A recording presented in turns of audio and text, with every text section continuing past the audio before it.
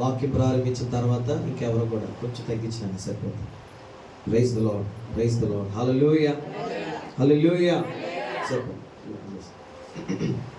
గట్టిగా ఎవరు కదలొద్దు. దేవుని వాక్యం మీద ఊరు రానకుండా చూడు సార్. దేవుని సందులో జాగ్రత్త కలిగి వినయ విధేయులతో మనం కూర్చోవలసిందిగా ప్రభుపేట మేము ఆలోచన చేస్తాం. సోదరులారా, ఈరోజు అలా మీతో కలిసి నేను కూడా ప్రభుని సేవించడానికి ప్రభు నాకు ఇచ్చిన గొప్ప అవకాశాన్ని బట్టి ప్రభుని స్తుతిస్తున్నాను. ఇక్కడ వచ్చిన మీ అందరికీ నా హృదయపూర్వకమైన వందనాలు. క్షేమ స్థితిని అనుగ్రహించిన దేవుడు గట్టిగా దేవునికి స్తోత్రం. హల్లెలూయా, హల్లెలూయా, హల్లెలూయా, హల్లెలూయా. ఎప్పుడు చెప్పినా చేతుల పైకి చాపి చాపాలి. నేను మీకు విరోధులు గాను, మీరు నాకు శత్రువులు గాను, మనం అందరం దేవుని పెట్టాను. హల్లెలూయా. ఒకసారి హల్లెలూయా. బలహీనమైన పెట్టలే దేవుడు కనపరుస్తూ ఉండగా దేవుడు మనకు బలం ఇచ్చారు. ఇంకెంత ప్రభుని కనపరచాలండి. నా బిడ్డలిద్దరిని చూస్తే చాలా సంతోషం అనిపించింది నాకు. ఏ కోటాలకైనా గెస్టులు ఉంటారు, విఐపీలు ఉంటారు. నాకు బాగా ఆనవాయి ఏంటంటే వాళ్ళిద్దరూ నాకు స్పెషల్ గెస్టుల కింద వస్తారు. మాకు నిజంగా వాళ్ళు చూచి నేర్చుకోవాల్సిన విషయాలు చాలా ఉన్నాయి. ఈ రోజున మనకు అన్ని బలాలు ఉన్నాయి, తిరగగలుగుతున్నాం, ఎన్నెన్నో చేసుకోగలుగుతున్నాం. దేవుని మందిరం రావడానికి అనకూడదు కానీ జబ్బు ఎక్కువైపోయి ఆ బిడ్డలు మీరు చూస్తే వాళ్ళు హెచ్చించడం చెప్పట్లేదు, ఖచ్చితంగానే మాట్లాడుతున్నాను. ఆ బిడ్డలకి చాలా బలహీనమైన పరిస్థితులు వాళ్ళు ఉన్నారు. అనుభూతి కూడా కాదు, కొన్ని దాటి అక్కడి నుంచి రావాలి. మరి ఈరోజు వచ్చి కూర్చోవడం వాళ్ళు మనకు నేర్పిస్తున్న పాఠం ఏంటంటే, మీకేం తెలుసు మా దేవుని గొప్పతనం, మీకేం తెలుసు దేవుని ఆరాధించుకో, నాకు తెలుసు ఈ వయసులో కూడా ఆ బిడ్డ ఇద్దరు కలిసి చెప్తున్నారు. నేర్చుకుంటున్నాం మనం ఈ రోజున. సోదరులారా, గుర్తిరగండి, దేవుడి సన్నిధి చాలా గొప్ప భాగం.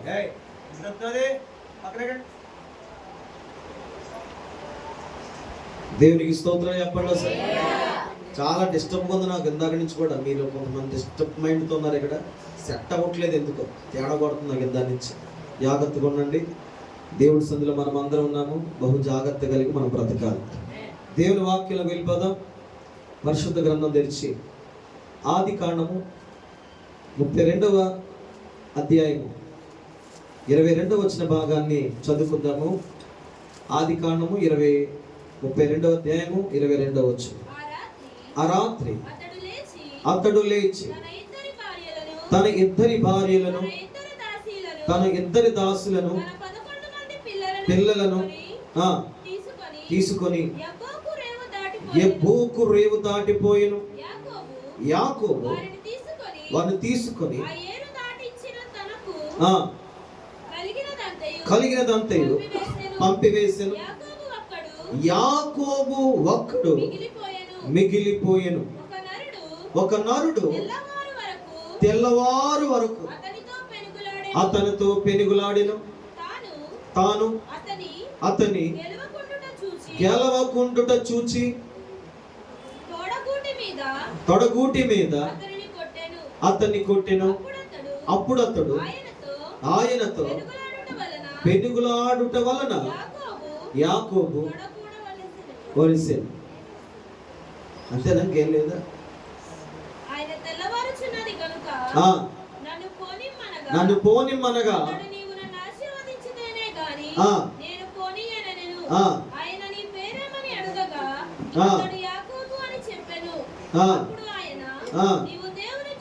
నీవు దేవునితోను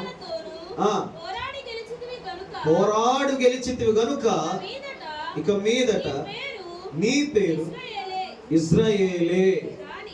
చాలండి, చాలు, అతనితో చాలు. ఏం కావాలండి? ఏం పడేస్తారు?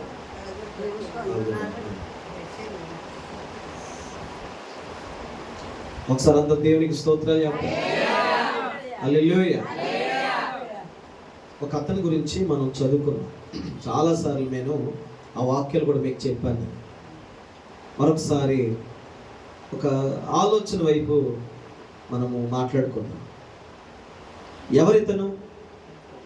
గట్టిగా గట్టిగా గట్టిగా చెప్పాలి. ఎవరమ్మా అతను? మొక్కలు ఎందుకలా మాడిపోయి మొక్కలు పెట్టుకున్నారు కుక్కలు? ఎన్ని కోట్లు నష్టం వచ్చాయండి మీకు? చెప్పండి, నోరు తెచ్చి చెప్పండి. ఎవరు అతని పేరేంటమ్మా? చెప్పాలి, సంతోషంగా చెప్పండి. చేతుల పైకి ఎత్తండి మా అమ్మలాగా. యాకోబు అని చెప్పండి. హల్లెలూయా. ఉన్న దరిద్రం ఏంటంటే చాలా మందికి బయట కిచకిచలాడేస్తా అంటారు. నవ్వు డ్యాన్స్లు వేస్తాం. మందిరంకి వచ్చేటప్పటికి పవిత్రమైన నవ్వు, శ్రేష్టమైన ఆనందం, హృదయపూర్వకమైన గొంతులేసే అనుభవాలు ఉండవు మనకి. ఇక్కడ ఏదో ఆ పాటరే మూర్ఖుడు అంటే ఏనన్నా తిట్టేస్తుంటా, ఆడితే ఇందులో తలనింపాడు, కాలుకి ఎత్తాడు, నా ఏదో ఎత్తాడు అన్నట్టుగా చూడకండి. నేను మంచోడిని అప్పుడప్పుడు. అలాగే ఉండండి మీరు కూడా. ఇక్కడ దేవునికి స్తోత్రం చెప్పండి. హల్లెలూయా. యాకోబు గురించి దేవుని వాక్యము చాలా స్పష్టంగా రాశాడు. యాకోబు జీవితంలో రెండు ప్రయాణాలు చాలా ముఖ్యమైనవి. మొదటి ప్రయాణం తండ్రి ఇంటి నుండి వెళ్ళడం. రెండవ ప్రయాణం మామ ఇంటి నుండి బయటికి రావడం. రెండు ప్రయాణాలు యాకోబు జీవితంలో మనం చూడగలిగితే, యాకోబు చాలా ముఖ్యమైన విషయాలు తన జీవితం నుండి ప్రభు మనకు నేర్పిస్తాడు. ఈరోజు ఇప్పుడు మనం చదువుకున్నటువంటి ప్రయాణం ఏంటంటే మామ ఇంటి నుండి మరలా తన శ్వాస వైపు నడిపించబడుతున్న ప్రయాణం. ఈ ప్రయాణం గురించి మనం మాట్లాడుకోవాలంటే అసలు ముందు ప్రయాణం గురించి తెలుసుకోవాలి. మాకు తెలుసండి పాస్టర్ గారు అనుకుంటే నేనేం చెప్పలేను, కానీ ప్రభువా మరలా నాతో మాట్లాడండి అన్న హృదయంతో మీరుంటే దేవుడే మనతో మాట్లాడునుగా. దేవునికి స్తుతి కలుగునుగా. హల్లెలూయా. మొదటి ప్రయాణం, రెండో ప్రయాణం చదువుకున్నాం. ఇప్పుడు మొదటి ప్రయాణం ధ్యానిద్దాం. ఇది ధ్యానించిన తర్వాత రెండో ప్రయాణము క్లుప్తంగా దేవుడు మనకు అర్థమయ్యే విధంగా మాట్లాడతాడు. దేవునికి స్తుతి కలుగునుగా. ఇప్పుడు మొదటి ప్రయాణం కొద్దాం. ఆదికాండం 28:10. ఆదికాండం 28:10. యాకోబు బెయేర్షెబా నుండి బయలుదేరి హారాను వైపు వెలుచు ఒక చోట చేరి వృద్ధి కృంగినందున అక్కడ ఆ రాత్రి నిలిచిపోయి. అక్కడ ఆగండి, కంగారు ఏం పడదు, క్లుప్తంగా చదువుకుంటూ వాక్యంకి వెళ్ళిపోదు. సందర్భం మీకు తెలుసు, ఎక్కడి నుంచి అక్కడ ప్రయాణం, కారణం ఏంటి తెలుసు. తండ్రిని మోసం చేశాడు. నాతో కలిసి మాట చెప్పండి, చెప్పాలి, నోరు వెంటనే చెప్పాలమ్మే. తండ్రిని మోసం చేశాడు. ఏంటి, ఎవరిని మోసం చేశాడు? యథార్థవంతుడు చెప్పాలంటే స్తోత్రం చెప్పండి. హల్లెలూయా. ఎవరితనో తండ్రిని మోసం చేస్తున్నాడు. తల్లి మాట విని తండ్రిని మోసం చేసి, అన్నను మోసం చేసి, అన్నకు రావాల్సిన తీసుకున్నటువంటి దుర్మార్గమైనటువంటి వ్యక్తి. ఆ వ్యక్తి ప్రయాణం చేస్తున్నాడు. ఎందుకంటే అతడు అక్కడున్న స్థానం మార్చుకోకపోతే తన అన్న వచ్చి చంపేస్తాడన్న భయముతో. దేనితోనూ? భయముతో. అమ్మ చెప్పిన సలహా మేరకు ప్రయాణమైపోతున్నాడు. ఎక్కడ నుండి ఎక్కడికంటే బైబిల్ చెప్పింది బెయేర్షెబా నుండి బయలుదేరి హారాను వైపు వెలుచు ఉన్నాడు. స్తోత్రం చెప్పండి ఒకసారి. చాలా మంది జీవితాల్లో ఒప్పుకున్నా ఒప్పుకోకపోయినా మనం అందరం మోసగాళ్ళమే. ఎస్ ఆర్ నో చెప్పండి. అవునా కాదా? ఇంతోడు మొదలుకొని పండిపోయిన ప్రతి ఒక్కరి వరకు అందరూ మోసగాళ్ళే. మోసము చేయని మనుషులు ఎవ్వరు లేరు. విచిత్రం ఏంటంటే కొంతమంది మనుషులు మోసం చేస్తారు, మరి కొంతమంది దేవుణ్ణి మోసం చేస్తారు. మీకు దీని మరొక విచిత్రం ఏంటంటే ప్రతి మోసం దేవుడి దగ్గర దాచిపెట్టబడింది. ఆమె చెప్తారు అనుకుంటున్నాను. ప్రతి మోసం ఎక్కడుంది? చెల్లి, తమ్ముడు, అన్న, ప్రతి మోసం ఎక్కడ దాచిపెడింది? మోసం చేసిన మనిషి నెగ్గవచ్చు, గెలవచ్చు, ఆ రోజు దాటిపోవచ్చు. కానీ ప్రతి మోసం ఎవరి దగ్గర రాశాడంటే దేవుడు రాశాడు. మోసానికి ప్రతి మోసము చేయడమే యోగ్యము అని అనడం. మోసానికి ప్రతిగా చేయవలసింది ఏంటంటే న్యాయము. స్తోత్రాలు చెప్పండి, హల్లెలూయా చెప్పండి గట్టిగా. మోసానికి ప్రతిగా చేయవలసినటువంటి క్రైస్తవ ధర్మం ఏంటంటే న్యాయము చేయడము యుక్తము. యాకోబు ప్రయాణం, మొదటి ప్రయాణం ఏంటంటే మోసము చేత ప్రయాణం. మరలా చెప్పండి నాకు వినబడేలాగా. ఎలాగో తన ప్రయాణం ప్రారంభించాడు? రెండవది అంశంలో, అదే అంశంలో రెండవ మాట ఏంటంటే, మొదటి మాట మోసంతో ప్రయాణము, రెండవది భయముతో ప్రయాణం. చెప్పండి, నోరు తెచ్చి. ఏంటి సౌండ్ వస్తలేదు రేపు మీ దగ్గర నుంచి. ఎలా ప్రయాణం? మొదటి ప్రయాణంలో ఏబిసిడ్లు పెట్టుకోండి చెప్తున్నాను. మొదటి ప్రయాణంలో ఎలా స్టార్ట్ అయింది? ఏ మోసముతో, బి భయముతో, సి దీంతో తల్లి మాటతో. స్తోత్రాలు చెప్పండి. డి తప్పించుకోవడానికి. స్తోత్రాలు చెప్పండి. ఈ మూడు, ఈ నాలుగు కూడా ఒకేలా అనిపిస్తాయి కానీ వేరు వేరు సందర్భాలు, దాని భావాలు వేరు. స్తుతి చెప్పండి ఒకసారి. మోసం చేసినోడు చేయవలసిన నెక్స్ట్ స్టెప్ ఏంటి? తప్పించుకోవడం. తప్పించుకోవడానికి ఏం చేస్తాడు? అబద్ధాలు. చెప్పాలి, గట్టిగా చెప్పాలి. యాజల్లి అమ్మ స్వాతి, ఇద్దరు స్వాతిలు అడుగుతుంది. మీకు తెలదు అనుకోండి, మామూలు అడుగుతుంది. ఇప్పుడు ఎవడో నాకు దొంగ దొరికాడు అనుకో, ఆడు పట్టుకోగానే ఏమంటాడు చెప్పండి? బాబాయ్ ఏం చేయలేదండి బాబాయ్, ఏం చేయలేదు బాబాయ్ అంట. అంటే మోసం తప్పించుకోవడానికి మొదటగా వచ్చేది ఏంటంటే మాట. ఆ మాటలోంచి వచ్చేది ఏంటి? అబద్ధం. యాకోబు లైఫ్లో మొదటి ప్రయాణంలో 4 అంశాలు ఉన్నాయి. మొదటి చెప్పండి, మోసము, భయము, తల్లి మాట విని తప్పించుకోవడానికి. 4 సందర్భాలు యాకోబు ప్రయాణంలో, మొదటి ప్రయాణంలో కనబడతాయి. ఇప్పుడు ఆయనలో చాలా విషయాలు అర్థవంతముగా దేవుడు మనతో మాట్లాడును గాక. స్తోత్రం చెప్పండి. యాకోబు జీవితం ఒక ప్రశ్న. ఏంటి ఆ ప్రశ్న అంటే, యాకోబు తనకు తానే అన్నను మోసం చేశాడా? ఎవరి ద్వారా అయినా మోసపు పరిస్థితులకి వెళ్ళాడు. వివరంగా మీకు చెప్పొచ్చు. పోస్ట్ నుంచి అలా నేర్చుకున్న సండే స్కూల్ పిల్లల నుంచి కానీ తెలిసి స్టోరీలు మనకి. యాకోబు తను తానే మోసం చేశాడా? ఎవరిదైనా సలహా తీసుకుని, బలం తీసుకుని, వెనకాల వాళ్ళు ఉన్నారు, వీళ్ళు ఉన్నారని చెప్పి ధైర్యం తెచ్చుకుని మోసం చేశాడా? ఇప్పుడు చంపేవాడు కూడా కొన్ని సందర్భాల్లో, దొంగతనం చేసేవాడు కూడా అబద్ధాలు ఆడేవారికి కొంతమంది సపోర్టర్స్ ఉంటారు. తెలుసలేదో, కొట్టి వచ్చారా చూసుకుంటాం అంటారా? వాళ్ళు కిరాయికి ఇచ్చి నడిపిస్తారు కొంతమంది. తెలుసా మీకు? ఎప్పుడైనా ఎవరన్నా కోటమని డబ్బులు ఇచ్చారా? అబద్ధ సాక్షులని పలకమని ఎవరికైనా డబ్బు ఇచ్చారా? అలాంటి వాళ్ళు ఉన్నారు భూమి మీద. వినండి, అలాంటి వాళ్ళు కూడా ఉన్నారు.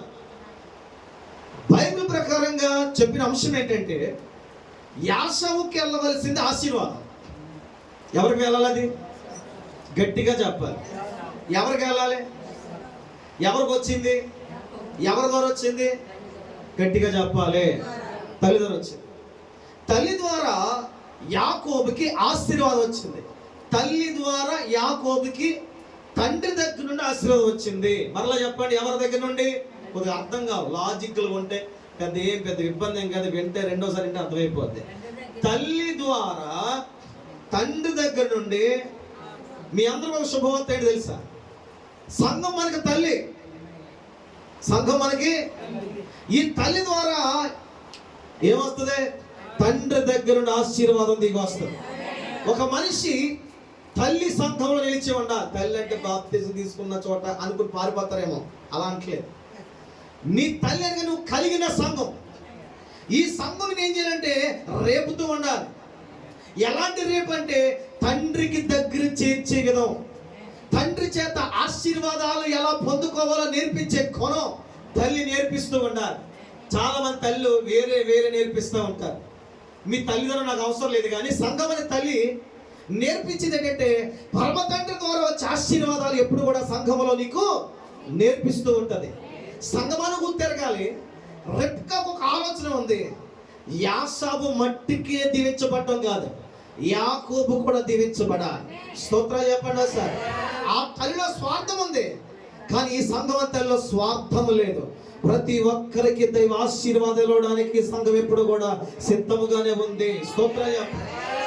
ప్రారంభించాడు ప్రయాణం. ప్రారంభించగా బెయర్షెబా నుండి హారాను వైపు వెళ్ళుచు ఒక చోట చేరి ప్రొద్దుగుంకినందున అక్కడ ఆ రాత్రి నిలిచిపోయాడు. అసలు నిలవడానికి అవకాశం లేదు. కానీ కారణం ఏంటంటే నిలిచిపోవడానికి రాత్రి అయిందని. ఏమైపోయింది? రాత్రి అయిందనడానికి మనకు కనబడే విషయం ఏంటి? చీకటి అయిందని తన ప్రయాణం ఏం చేశాడు తెలుసా? ఆపాడు. ఒక్కొక్క సందర్భంలో ప్రియులారా చీకటి మనకు మేలే చేస్తుంది. నా మాట మీకు అర్థం కాదు, మరల వినండి. చీకటి మనకు మేలే చేస్తుంది. చీకటి వెలుగు సంబంధం ఏంటంటే, వెలుగు ఆశీర్వాదం అనుకుందాం, చీకటి శ్రమ అనుకుందాం, చీకటి శోధన అనుకుందాం, చీకటి కీడు అనుకుందాం. నా మాట మీకు అర్థమైంది కదా. నేనేం పోలి చెప్పాను ఇప్పుడు? వెలుగుకు సంతోషం, ఆనందం, ఆశీర్వాదం అనుకుందాం. చీకటికి ఏమనుకుందాం ఇప్పుడు? శ్రమ, దుఃఖం, కీడు, ఇబ్బంది, దుఃఖం అనుకుందాం. కొన్ని సందర్భాల్లో మన జీవితంలో ప్రియులారా వెలుగు కంటే చీకటి మేలు చేస్తుంది. అందుకే దావీదు గారు ఒక చక్కని మాట అంటాడు, ప్రభువా శ్రమ నుండి ఉండుట నాకు తోక అందిస్తారనుకుంటున్నాను. మీకు అసలు నోట్లోంచి మాట వస్తలేదు. స్తోత్రాలు చెప్పండి, గట్టిగా చెప్పండి. నేను డల్ అయిపోతే నేను డల్ అయిపోతాను. మరలా చెప్తున్నాను, నన్ను డల్ చేశారంటే మీకే పాపం, దేవుడు మాట్లాడకుండా చేసినట్టే. స్తోత్రాలు చెప్పండి ఒకసారి. చీకటి మనకు మేలే. అక్కవతి మాట చెప్పండి, చేయబెట్టుకో. అబ్బే ఏం అవసరం లేదమ్మా మీ దగ్గర. కోటలు పెట్టుకుని ఇక్కడేమో జారిపోయారు వీళ్ళందరూ. స్తోత్రాలు చెప్పండి కానీ హల్లెలూయా చెప్పండి, చెప్పండి. చీకటి మేలు చెప్పండి. ఆమేన్, హల్లెలూయా. బైబిల్ ఇంకో మాట, నీతిమంతులు గద్దించుట తైలాభిషేకం అన్నాడు. తిట్టినా కొట్టినా దెబ్బ తగిలినా ఏది తగిలినా అది ఏంటో తెలుసు మనకి? ఆశీర్వాదం. స్తోత్రం. కొన్ని సందర్భంలో ఈ చీకటి బ్రతుకే వెలుగులోని నడిపిస్తుంది. ఆమేన్. చీకటి బ్రతుకు లేకపోతే వెలుగైన దేవుణ్ణి కనబడ్డం, చీకటి లేకపోతే వెలుగులో ఉన్న దేవుని శక్తి నీకు అర్థం కాదు. చీకటే లేకపోతే దేవుని బలము, దేవుని గుణాతిశయములు నీకు అర్థము కావు. ఆ చీకటి లేకపోతే నీవు దేవుని దగ్గరికి రాలేవు. అందుకే చెప్పండి, చీకటి నాకు మేలాయనని చెప్పండి. ఇదేనా నీ లైఫ్ అంతా గుర్తెట్టుకొచ్చేయాలి తమ్ముడా. ప్రతి చీకటి దేవునికి దగ్గర చేస్తుంది. ప్రతి ప్రొద్దుగురుంగిన వేళ దేవునికి నేను సమీపంగా తీసుకువెళ్తుంది. స్తోత్రంగా. యాకోబు లైఫ్లో మొదటి చీకటి, అతని ప్రయాణములో మొట్టమొదటిగా అతను కలిగిన అనుభవాల్లో ఏంటంటే అతనికి చీకటి కలిగింది.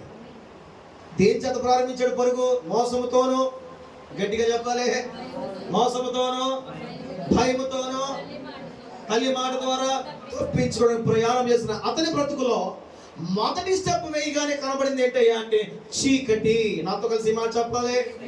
ఏం కనబడింది? జీవితంలో ఏదైనా కొనసాగిద్దాం, ప్రయాణం చేస్తాం అని ఎవరైతే అనుకుంటారో, దేవుల్లో నడుద్దాం అనుకుంటారో వాళ్ళందరికీ శుభవర్తమానం ఏంటంటే ఫస్ట్ కనబడేది వెలుగు కాదు, వెలుగు కాదు, చీకటి కనబడుతుంది. చాలా మంది ఈ వేరు వాళ్ళకి తెలియక, ఈ జ్ఞానం వారికి లేక, ఈ విశ్వాస మనస్సు వారికి రాక చీకటి మంచిది కాదని పారిపోతారు. చీకటిలో పడేశాడు దేవుడు. అసలు దేవుడు ఏంటి ఇలా చేశాడు, యేసు ప్రభువుని తిట్టుకుని పారిపోయే వారి వరకు కొంతమంది. బైబిల్ చెప్తుంది యాకోబు జీవితంలో నేర్చుకోవచ్చు.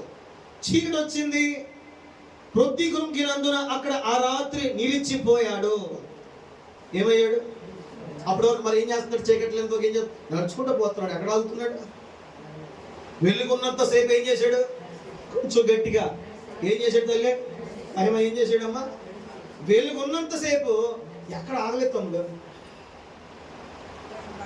తిరుగుతూనే ఉన్నాడు. ఈడు ఎప్పుడు ఆగుతాడా అని పైనుండి ఆయన చూస్తున్నాడు. ఈడు ఆగడో, ఈడు నిలబడో, యాకోబు మనసు పెట్టడో. అసలు ఏదైనా బయలుపడదామంటే ఎక్కడ ఉందే? నేను పని చేసుకోవాలి, నేను తిరగాలి, నేను చేసుకోవాలి, నా పతనం, నా జీవితం, నా పిల్లలు, నా పోసన ఇదే, నా బతుకేమైపోద్దో, నీ పరిస్థితి ఏమైపోద్దో, ఇదే పనులు ఉంటారు కొంతమంది. పొద్దునంతా తిరిగాడు, రాత్రి వచ్చింది అప్పుడు ఆగాడు. నువ్వు ఆగితే అని మాట్లాడతాడు. నువ్వు ఆగు కదా, నువ్వు ఆగు. రాత్రంతా ఏం చేశాడు తెలుసా? పడుకున్నాడు. ప్రయాణం చేశాడు. గట్టిగా చెప్పాలి, మళ్ళా చెప్పండి. పగలంతా ఏం చేశాడు తమ్ముడు? ఐసీ గారు ఏం చేయడండి? మనలాగా ఏం చేశాడు? అయ్యా డ్యూటీకి వెళ్ళాలని డ్యూటీ ఎక్కడ అవుద్ది?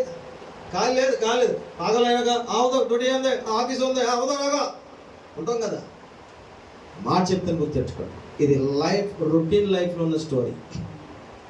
ప్రభు చిత్తము, ప్రభు ఉద్దేశము నీకు వినపడాలంటే నువ్వు ఒక చోట నిలిచి ఉన్న చోట దేవుడు నీతో మాట్లాడతాడు. ఒక చోట నిలిచి ఉండాలి.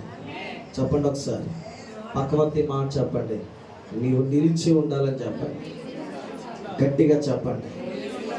ప్రకటన గ్రంథంలో ఒక చక్కని మాట అంటాడు, నీవు కలిగి ఉన్న దాన్ని గట్టిగా పట్టుకుంటాడు. పట్టుకుని నువ్వు చేయవలసిన మరొక పని ఏంటంటే నిలిచి ఉండాలి. స్తోత్రం చెప్పండి. హల్లెలూయా. నిలిచే అనుభవం కావాలి. ఏ హెచ్కెళ్ళ అంటాడు, నరపుత్రుడా నీవు లేచి చక్కగా నిలబడు. నీవు నిలబడితే నేను మాట్లాడతాను. మనం నిలవలేక దేవుడు మనతో మాట్లాడతలేదా? మన విశ్వాసం నిలబడలేక ఆశీర్వదించబడలేకపోతున్నాం. మనం నిలబడలేక దేవుని కృప పొందుకోలేకపోతున్నాం. నిలవండే, విశ్వాసములో స్థిరముగా భక్తులు నిలవండే, ప్రార్థన జీవితంలో నిలవండే, స్థిరమైనటువంటి నమ్మకత్వాన్ని కలిగి ఉండండి. దేవుని వైపు నువ్వు నిలిచి ఉంటే, ఆయన నీ పక్షంగా నిలిచిన దేవుడు. నువ్వు అనుకోవచ్చు, నా పక్షం ఎవరు నిలబట్టలేదండి. లేదు, ఎందుకుంటే ఆయన మోషేకు తోడై ఉన్న దేవుడే నీకు తోడే ఉంటాడు.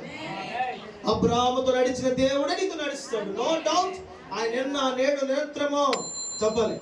మన సంఘానికి ఒక మాట, ఎప్పుడు మన సంఘం అంతా చెప్పాల్సిన మాట అంటే, యేసయ్య నిన్న నేడు నిరంతరము ఏకరీతిగా ఉన్నాడు. ఏ బ్యానర్ మీదైనా, ఏ వాక్యమైనా, ఏ పాపుల మీద, దేని మీద ఒకటే రాయిస్తాను నేను. నాకు బాగా ఇష్టమైన మాట ఏంటంటే, చాలా మాటలోకి ఉన్నాయి, కానీ మనం కనుపరచవలసిన లోకలు ఏంటంటే, యేసయ్యని ఎలా ఉండంటే నిన్న మన దేవుడు కాదు, నిన్న నేడు నిరంతరము ఏకరీతిగా లోకానికి మన ద్వారా ప్రకటన చేయాలి, చూపించాలి యేసయ్యను. స్తోత్రాలు చెప్పండి. హల్లెలూయా. రాత్రి నిలిచి, రాత్రి ఏం చేస్తుందంటే నిలుపుతుంది మనిషి. మాట మీకు అర్థం కావాలి. రాత్రి ఏం చేస్తుంది తెలుసా? నిలుపుతుంది. ఒక భయంకరమైన శ్రమ, ఒక భయంకరమైన కీడు అలాగా ఆపేస్తుంది మనల్ని. అప్పటి వరకు నీ యాతన, నీ కష్టము, నీ ప్రయాసము, నీ జ్ఞానము, నీ బలము, నీ దాని మీద ఆధారపడ్డావు. కానీ ఆ రాత్రి ఏదైతే ఉందో, ఆ రాత్రి యాకోబుని ఆపేసింది. కనబడదు, మార్గం కనబడదు అతడికి. నడిస్తే అతను తెలుసు, నేను మార్గం తప్పిపోతాను ఖచ్చితంగా. ఒకవేళ తెగించి నడిచి దీపపుట్టు పెట్టుకున్న విషసర్పాలు కానీ, ముళ్ళు కానీ, రాళ్ళు కానీ, రెప్పలు కానీ నాకు ఎదురు పడితే నేను దాటలేను, నాకు హానది అని గుర్తిరిగి ఆ రాత్రి కలిగింది కాబట్టి యాకోబు నిలిచిపోయాడు. నేను మరలా చెప్తున్నాను, నీ శ్రమ నిన్ను నిలుపుతుంది. ఎవరి వైపు? దేవుని వైపు. నీ కీడు నిలుపుతుంది. దేని కొరకు? యేసయ్య చూపించే దాని కొరకు. అలా జరిగిందంటే ఇలా జరుగుతుందని ఎప్పుడు అనుకోవద్దు. నీ జీవితంలో చీకటి ఏదో ఉందో, ఆ చీకటిని ఏం చేసిందో తెలుసా? నీ వ్యక్తిగతంగా నేను నిలిపింది దేవుల్లో. అప్పుడు నువ్వు అడగాలి, దేవుడు ప్రభువా చీకటి ఇచ్చావో, చీకటి ఇచ్చిన నిలిపవో, నేనేం చేయాలి? అడగాలండి దేవుడిని, అడగాలి. మనం అడిగినప్పుడు యాకోబు రెండో పని చేస్తాడు, రాళ్ళను పోగేసుకున్నాడు. అక్కడ ఏం చేశాడు? నెక్స్ట్ వర్డ్ ఏంటంటే, అతడు రాత్రి నిలిచిపోయి రాళ్ళను తీసుకుని ఏం చేయడం, తలగాడుగా మలుచుకుని దాని మీద తల వాల్చుకుని పడుకున్నాడు. యేసయ్య కొత్త నిబంధనలో ఒక మాట అన్నాడండి. సాతాను వచ్చి అన్నాడు, ఓ దేవుడా, దేవుడు కుమారుడా, నువ్వు ఆకలితో ఉన్నావు కదా, చెప్పు చెప్పండి. నేనేం అన్నా మిమ్మల్ని? పర్లేదు చెప్పండి. ఈ రాళ్లను కొంచెం గట్టిగా చెప్పాలి, మొగోలు చెప్పాలి. ఈ రాళ్లను, ఏ సౌండ్ ఆగిపోయింది, ఈ రాళ్లను రొట్టెలో చేసినాడు. ప్రభు ఏమన్నాడు? పిచ్చోడా, మనుష్యుడు రొట్టె వల్లే కాదురా, దేవుని నోటి మాట వల్ల కూడా బ్రతుకుతాడురా అన్నాడు. రాళ్ళు దేనికి సాదృశ్యం? సైతం గారు చెప్పినట్లుగా రొట్టె అనుకుందాం. అంటే వాక్యంలో అనుభవం చూద్దాం. రొట్టె, రాళ్ళు ఏంటి? రొట్టె అనుకుందాం, కాసేపు అనుకుందాం. రొట్టె దేనికి సాదృశ్యం? గట్టిగా చెప్పాలి. క్రొత్త నిబంధనలో ఉన్న ప్రకారంగా రొట్టె దేనికి సాదృశ్యం? ఆయన శరీరం. యాకోబు చీకట్లో తల ఎక్కడ పెట్టుకున్నాడు తెలుసా? ఆయన ఒడిలో పెట్టుకున్నాడు. ఆమె చెప్పండి. చీకట్లో ఉన్న నీ జీవితంలో, కీడు అనిపిస్తున్న నీ జీవితంలో, శ్రమ అనిపిస్తున్న నీ జీవితంలో రాళ్ల అనుభవం ఉండాలి. ఆ రాళ్ళు ఎవరు తెలుసా? ఆ బండ ఎవరో తెలుసా? యేసుక్రీస్తు. ఆ బండను, ఆ రాళ్లను తలగడగా మలుచుకున్నాడు. ఆ తలగడ ఏంటంటే యేసయ్య యొక్క కౌగిట్లోనికి యేసయ్య తొడ మీద పడుకున్నాడండి యాకోబు. అలా పడుకోవాలి మనం. దేవునికి స్తుతి చెప్పు.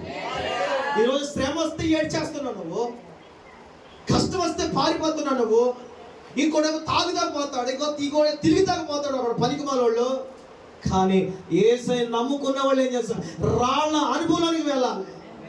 ఆ దుఃఖంలోనే, ఆ బాధలోనే, ఆ కష్టంలోనే, ఆ కీళ్ళలోనే రాళ్ళను సహితము తలగడగా మలుచుకుని అనుభూనికి రావాలి. ఏ కాలం దొరుకుతుందా దేవుడు ఒళ్ళు పడిపోదామని చూడాలండి క్రైస్తవుడు. ఏ కారణాన్ని బట్టి దేవుడిని నిద్ర పట్టుకొని నేను ప్రార్థించాలన్నట్టుగా ఉండాలండి. ఆ రోషం రావాలి. ఏ కారణం? నాకు కారణం కావాలి. ఏదోటి ప్రభు నీ ఒళ్ళో పడుకోవడానికి ఒక బలమైన కారణం నాకు కావాలైనా మాట చెప్పాలండి. ఒక అర్థం ప్రార్థన చేస్తున్నాడు, నాకు ఏదో శోధన ఇవ్వండి ప్రభు, శోధన లేకపోతే నేను తప్పిపోతున్నాడు ఒక అర్థం. నాకేదోటి కావాలి. పౌలు గారు ప్రార్థన చేశాడు బైబిల్లో, ప్రభు నాకు ఒక ముళ్ళు ఉంది, ఆ ముళ్ళు తీసే. ప్రభు అన్నాడు, ముళ్ళు తీను, కృప మాత్రం ఇస్తాను అన్నాడు. అప్పుడు అన్నాడు, ఈ ముళ్ళు ఉండమే నాకు మేలు పౌలు. స్తోత్రం. ముళ్ళు ఉన్నప్పుడల్లా నీ కౌగిట్లోకి వచ్చేస్తాను నేను. శ్రమ ఉన్నప్పుడల్లా నీ దగ్గరికి నేను వస్తాను ప్రభు. ఆ రాళ్ళని ఏం చేశాడంటే పడుకున్నాడు. ఒక మనిషి జీవితంలో చాలా అనుభవం కావాలి. చీకటి నీకు మంచిది చేస్తుంది, నేను నింపేస్తా. అంటే అడ్డుగా ఇటుకలో ఏదో ఒక స్థానంలో, ఏదో ఒక రోజు, ఏదో ఒక క్షణంలో, ఏదో నిమిషంలో ఒకసారి ఆ చీకటిని ఆలోచించి ఎందుకు ఇలా జరిగింది, ఇలా వచ్చింది లైఫ్లో ఎప్పుడైనా ఆలోచన చాలామంది జీవితంలో వస్తుంది. ఎందుకు ఇలా జరిగింది? ఈ మాట ఎవరి జీవితంతో వచ్చిందో అదేం తెలుసా? నేను నిలిచిపెట్టింది, అలా నిలిపింది నేను. ఎందుకు ఇలా జరిగింది అని నెక్స్ట్ ఏంటంటే రాళ్లను తలగడ చేసుకుని పడుకున్నట్టుగా నీ జీవితంలో జరిగిన దాన్ని బట్టి యేసయ్య దగ్గర నువ్వు ఒదిగిపోవాలి. No option. వేరే మార్గం నువ్వు వెళ్ళావా అర్థవంతం కాని బ్రతికైపోతాయి. వేరే విధంగా ఆలోచించావా వచ్చేదంతా నాశనం చేసుకుంటావా. మరలా చెప్తున్నాను, ఆ రాళ్ళని ఏం చేశాడంటే తలగడ చేసుకుని వాల్చుకున్నాడు. ఒక మాట చెప్పాలి, యేసయ్య కౌగిట్లో పడుకున్నాడు యాకోబు. ఎలా ప్రారంభించాడు బ్రతుకు? మోసముతోనో, భయముతోనో, తల్లి మాట విడమలోనో తప్పించుకోవడం ప్రారంభించి తన బ్రతుకు చీకటితో ప్రారంభించబడింది యాత్ర. ఆ చీకటి అతనికి మేలైందని చెప్పండి గట్టిగా, కొంచెం గట్టిగా చెప్పండి. యాకోబు జీవితంలో చీకటి మంచి చేసిందని చెప్పండి. ఇది కోది ఇంకా ఎల్లి కోది మనకు అర్థమవుతా మాట. దేవునికి స్తోత్రం. పక్కదు యాకోబు జీవితంలో చీకటి మేలు చేసిందని చెప్పండి. నా మాటలు మీకు అర్థమవుతున్నాయా? అర్థవంతంగా చెప్పగలుగుతున్నానా అంటే మీకు అర్థమవుతుందా? దేవునికి స్తుతి కలుగునుగా. నెక్స్ట్, అతడు రాళ్లను ఒకటి తీసుకొని తనకు తలడగా చేసుకున్నాడు. ఎన్ని రాళ్ళు తీసుకున్నాడు? అమ్మ ఎన్ని రోజులు తీసుకున్నాడు? మంచి ఆలోచన వస్తుందండి. రాళ్ళగా పిలవబడినటువంటి మరేమి ఉన్నాయి, అనేకమైనవి ఉన్నాయి. ఒకే రాయ మాత్రం మూల రాయిగా ఉంది, అది మూలకి తలరాయి అయిందన్నాడు బైబిల్లో. దేవునికి స్తోత్రం. ఆ తలరాయే నేను ప్రకటిస్తున్నా, నజరేయుడైన యేసు. ప్రభువులు ఉండొచ్చు, రాజులు ఉండొచ్చు, దైవములుగా పిలువబడిన వారు ఉండొచ్చు. యాకోబు తీసుకున్న రాయి ఒకటే. ఆమె చెప్పండి. మనకి కలిగిన దేవుడు ఒక్కడే. చెప్పాలి. మన దేవుడు ఎవరు? అంతమంది ఒక్కడే. తండ్రి, కుమార, పరిశుద్ధాత్మ త్రియేక దేవుడు అంటారు. ఆ ముగ్గురు ఒక్కడే. ముగ్గురు పదం లేదు. ఎంతమంది అయినా ఆయన ఒక్కడే. ఆయన పేరు యేసు. స్తోత్రం చెప్పండి. ఈ రోజుల్లో తెచ్చుకుంటున్నాను, బతుకు బాగాలేదండి, వెళ్ళిపోతారండి పక్కకి. ఇంకా దరిద్రం పెట్టేసుకుంటాను. నేను చెప్తున్నా, ఇంకా దరిద్రం పెట్టేసుకుంటాను. ఎవరు వారాలు చేయమంటారని చెప్తారు, ఇంకా దరిద్రం అయిపోద్ది నీ బతుకు, ఇంకా దరిద్రం అయిపోద్ది. ఎవరు చెప్పిందంటే ఒక మహాతల్లి 7 మంగళవారాలు అయ్యే అందండి. ఎన్ని వారాలు? మంగళవారం. ఎన్ని వారాలు? పెళ్ళి అయిపోద్దని చెప్పిందంట. ఇది 10 మంది పెళ్లి చేసుకున్నప్పటికే ముసలిదే. తెలుసో పెళ్ళి, తెలియక పోని పెళ్ళిళ్ళు. ఇంకొక అమ్మాయి అందంట 7 వారాలు చెయ్యి పెళ్ళి అయిపోద్ది అందంట. ఏమందంటే మనం చేసే అటువంటి చేసి ఉన్నారు మీరు చేయలేదా? అధికారులు అటు వచ్చాడు. దేవునికి స్తోత్రం చెప్పండి. హల్లెలూయా. చెప్పలు గట్టిగా ఒకసారి. కొంతమంది ప్రార్థన చేస్తారు రే బాబు, చక్రవర్తి ఉపవాస ప్రార్థన. పెళ్లి కోసం ఉపవాస ప్రార్థన అవసరం లేదు, అంత పెద్ద ఇంపార్టెంట్ కాదు. బతుకు మార్పు కోసం ప్రార్థన చేయండి, పరిశుద్ధత కోసం ప్రార్థన చేయండి. దేనికోసం? దేనికోసం? దేనికోసం? తెల్లారి 2:30 లేచి వండాను, ప్రార్థన చేస్తాను, ఏడితే దేవుడు పెళ్లి చేశాను. ఆయన నాకు ఎవడు చెప్పలేదు, ఒరే దరిద్రం రావాలని ప్రార్థన చేయకూడదురా నాలంటే ఎవడు చెప్పలేదు నాకు అక్కడ. అలాంటి ప్రార్థన చేయకూడదండి. మరలా చెప్తున్నా, 2:30 లేచి ఇంటర్ సెకండ్ ఇయర్లో ఒకటే ప్రార్థన, పెళ్లి చేసావు పెళ్లి చేసేప్పుడు పిల్లకి సంబంధాలు చూసేస్తారంటే ఆయన పెళ్లి చేసే. ఇదే నా దరిద్రం, నా గోత. ఆయన నా ఏడుపు చూడలేక, నా ఏడుపు చూడలేక ఒరే మరి అన్ని నీకే తర్వాత నాకు సంబంధం లేదన్నాడు. ఆ మాట వినపడలే, నాకు వినపడలేదు. అది ఇష్టం ఉదయం భూమి. ఇప్పుడు ఏదైనా ఒక చిన్న చిన్న ఇబ్బంది వస్తే ఇలా చూడలేకపోతాను పైకి. ఇది నాయన చూసి ఎందుకు చూస్తున్నారు అంటాడేమో అని భయం. స్తోత్రాలు చెప్పండి వస్తే. హల్లెలూయా. అందుకే పెళ్ళి ఒకటే కాదు, మెరలో చెప్తాను, చాలా విషయాలు దేవుని చిత్తమే ద్వారా మనం చేయించుకోవాలి. తర్వాత ఇలా చూసినా దించు దించు దించు ఆగు అని క్యాసిడి హత్తున్నా అక్కడ శివరా ప్రభా అది కనబడుతుంది నీకు, ఇంకెన్ని ఎవరెత్తావు? చాలా విషయాలు కనబడదు. దేవుణ్ణి అడగడం గొప్ప కాదు, దేవుడి చిత్తం ద్వారా నడవడం గొప్ప అంటాను. స్తోత్రాలు చెప్పండి గట్టిగా, హల్లెలూయా చెప్పండి గారే. హల్లెలూయా. ఆ రాళ్ళు వేసుకున్నాడు, వేసుకుని పడుకున్నాడు. ఏం చేశాడు? దేవుని దగ్గర ఎలా ఉందో తెలుసా? మనం ప్రశాంతంగా ఉండాలి. పడుకున్న వాడికి ఇంకేం పని ఉంటుందా? ఒకసారి చెప్పాలి, ఎంత బాగుంటుందమ్మా పడుకు. మీరు కూడా అనుకుంటున్నారు అంతసారి నిద్ర అట్లా వదిలేస్తావు, పొద్దున్న తెల్లారి గట్ల వేసా, రాత్రి పూట చేసుకొచ్చా, బోల్డ్ బాధలు ఉంటాయి మనకి కదా. పడుకున్న వాడికి ఏ బాధ ఉండదండి. అందుకే ఓ దాన్ని నిత్య విశ్రాంతి చచ్చిపోయినాడు. పడుకోవడం అంటే యేసయ్య మీద ఆనుకోవడం అంటాను నేను. సంపూర్ణంగా సంపూర్ణంగా. స్తోత్రాలు చెప్పండి. పడుకుని ఏం చేశాడంటే ఒక అద్భుతం జరిగిందండి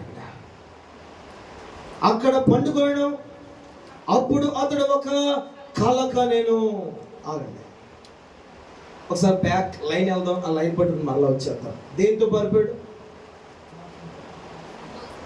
మాట్లాడుకోవాలి, అడుగుతూనే ఉంటాను. రెండవది, మూడవది, నాలుగవది. తర్వాత ఏం జరిగింది? ఫస్ట్ ప్రయాణంలో అడుగులేంటి అతని? చీకటి. మరలా చెప్పండి, చీకటి అతనికి మేలైందా కీడైందా? ఏం మేలైంది? ఇంకా ఇంకో మాట ఉంది అక్కడ, ఆ మాట కావాలి మీకు. వాక్యం పూర్తిగా ఎక్కించాలి. వారికి సెలవులు సగం ఎక్కించుకుంటారా? పూర్తిగా ఎక్కించుకుంటారు. ఇంజెక్షన్ సగం చేసిన తర్వాత వద్దంటారా? పూర్తిగా చేసేసుకుంటారా? చెప్పండి చెప్పండి. పూర్తిగా వెళ్ళిపోతుంది కదా, అలా వెళ్ళిపోరు వాక్యం. రాత్రి ఏం చేసింది అంటే అతన్ని ఫస్ట్ ఆపింది. స్తోత్రం చెప్పండి. ఆ తర్వాత ఏం చేసింది? బొర్రలు పెడితే అక్కడ దేవుని మాకు ఎంత అన్నం వచ్చేద్దాం, మన క్రోగిన మెదడు దొరికినట్లు గొంతులేదు ఇప్పుడు మనం. దేవునికి స్తోత్రం చెప్పండి. రాత్రి ఏం చేసింది? ఆపేసింది. తలగడెత్తింది. ఏం చేసుకున్నాడు? ఒకే దాని అదే అతని బతుకుని మార్చిపడేసింది. స్తోత్రం చెప్పండి. అసలు పండుకున్నాడు, నిమ్మలంగా ఉన్నాడు, ఇంకే టెన్షన్ అతను లేవు. సంపూర్ణంగా దేవుని మీద ఆనుకున్నాడు. ఆనుకున్న వానికి కలిగింది ఏంటంటే ఒక కలగా అన్నాడు. నాతో కలిసి మాట చెప్పండి, గట్టిగా చెప్పండి. ఏం చేసాడు? యాకోబు లైఫ్ అంతా మీకు అర్థం కావాలి, రిపీట్ చేయకుండానే మీకు అర్థం అయిపోవాలి. అక్కడ కలగా అన్నాడు. దేన్ని బట్టి కల వచ్చింది? పొద్దున ముందు ఎక్కడికి వెళ్ళిపోతాం, చీకటి. మళ్ళీ చెప్పండి, చెప్పాలి చెప్పాలి. అక్కడి నుంచి మొదలెట్టండి. ఎక్కడి నుంచి? చీకటి. నెక్స్ట్ నిలిపింది, తర్వాత రాయి, తర్వాత పండుకున్నాడు. అప్పుడేమైంది? చీకటి. ఇప్పుడు ఏమని మాట్లాడుకుంటున్నాం? శ్రమ, కష్టం, నష్టం, కీడు. ఈ చీకటి లేకపోతే అక్కడ కలలేదు కదా. అవునా కాదా? మీరు నాకు చెప్పాలి. రెండో స్టెప్ ఏంటి? నిలిచిపోయాడు. అన్ని మానుకు నిలిచి ఉంటేనే కదా అక్కడ ఏమొచ్చింది? కళ. తర్వాత ఏంటి? రాయ అనుభవం ఉంటేనే కదా నెక్స్ట్ ఏమొచ్చింది? తర్వాత ఇంకో స్టెప్ ఉంది, కళ వచ్చింది. ఇప్పుడు ఏమైంది? పడుకున్నాక ఏమొచ్చింది? కళ వచ్చింది. ఈ కళ ఎవరిచ్చారంటే పరలోకమందున్న దేవుడు ఇచ్చాడు. ఒకసారి గట్టిగా చప్పట్లు కొట్టండి. హల్లెలూయా. హల్లెలూయా చెప్పండి గట్టిగా.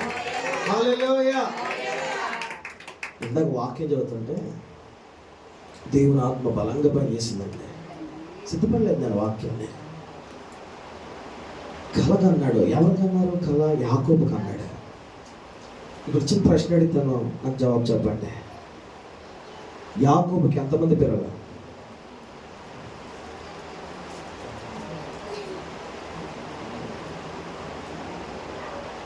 యాకోబుకి ఎంతమంది పిల్లలు?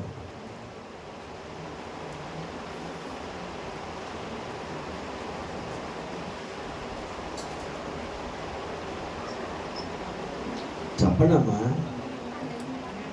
అతి అలా ఉన్నాడు, నాకు అర్థం కావట్లే. యాకోబుకి ఎంతమంది పిల్లలు? ఎన్ని గోత్రాలు? 12 గోత్రాలు. 12 మంది. ఇంకెవరైనా ఉన్నారా? లేరా?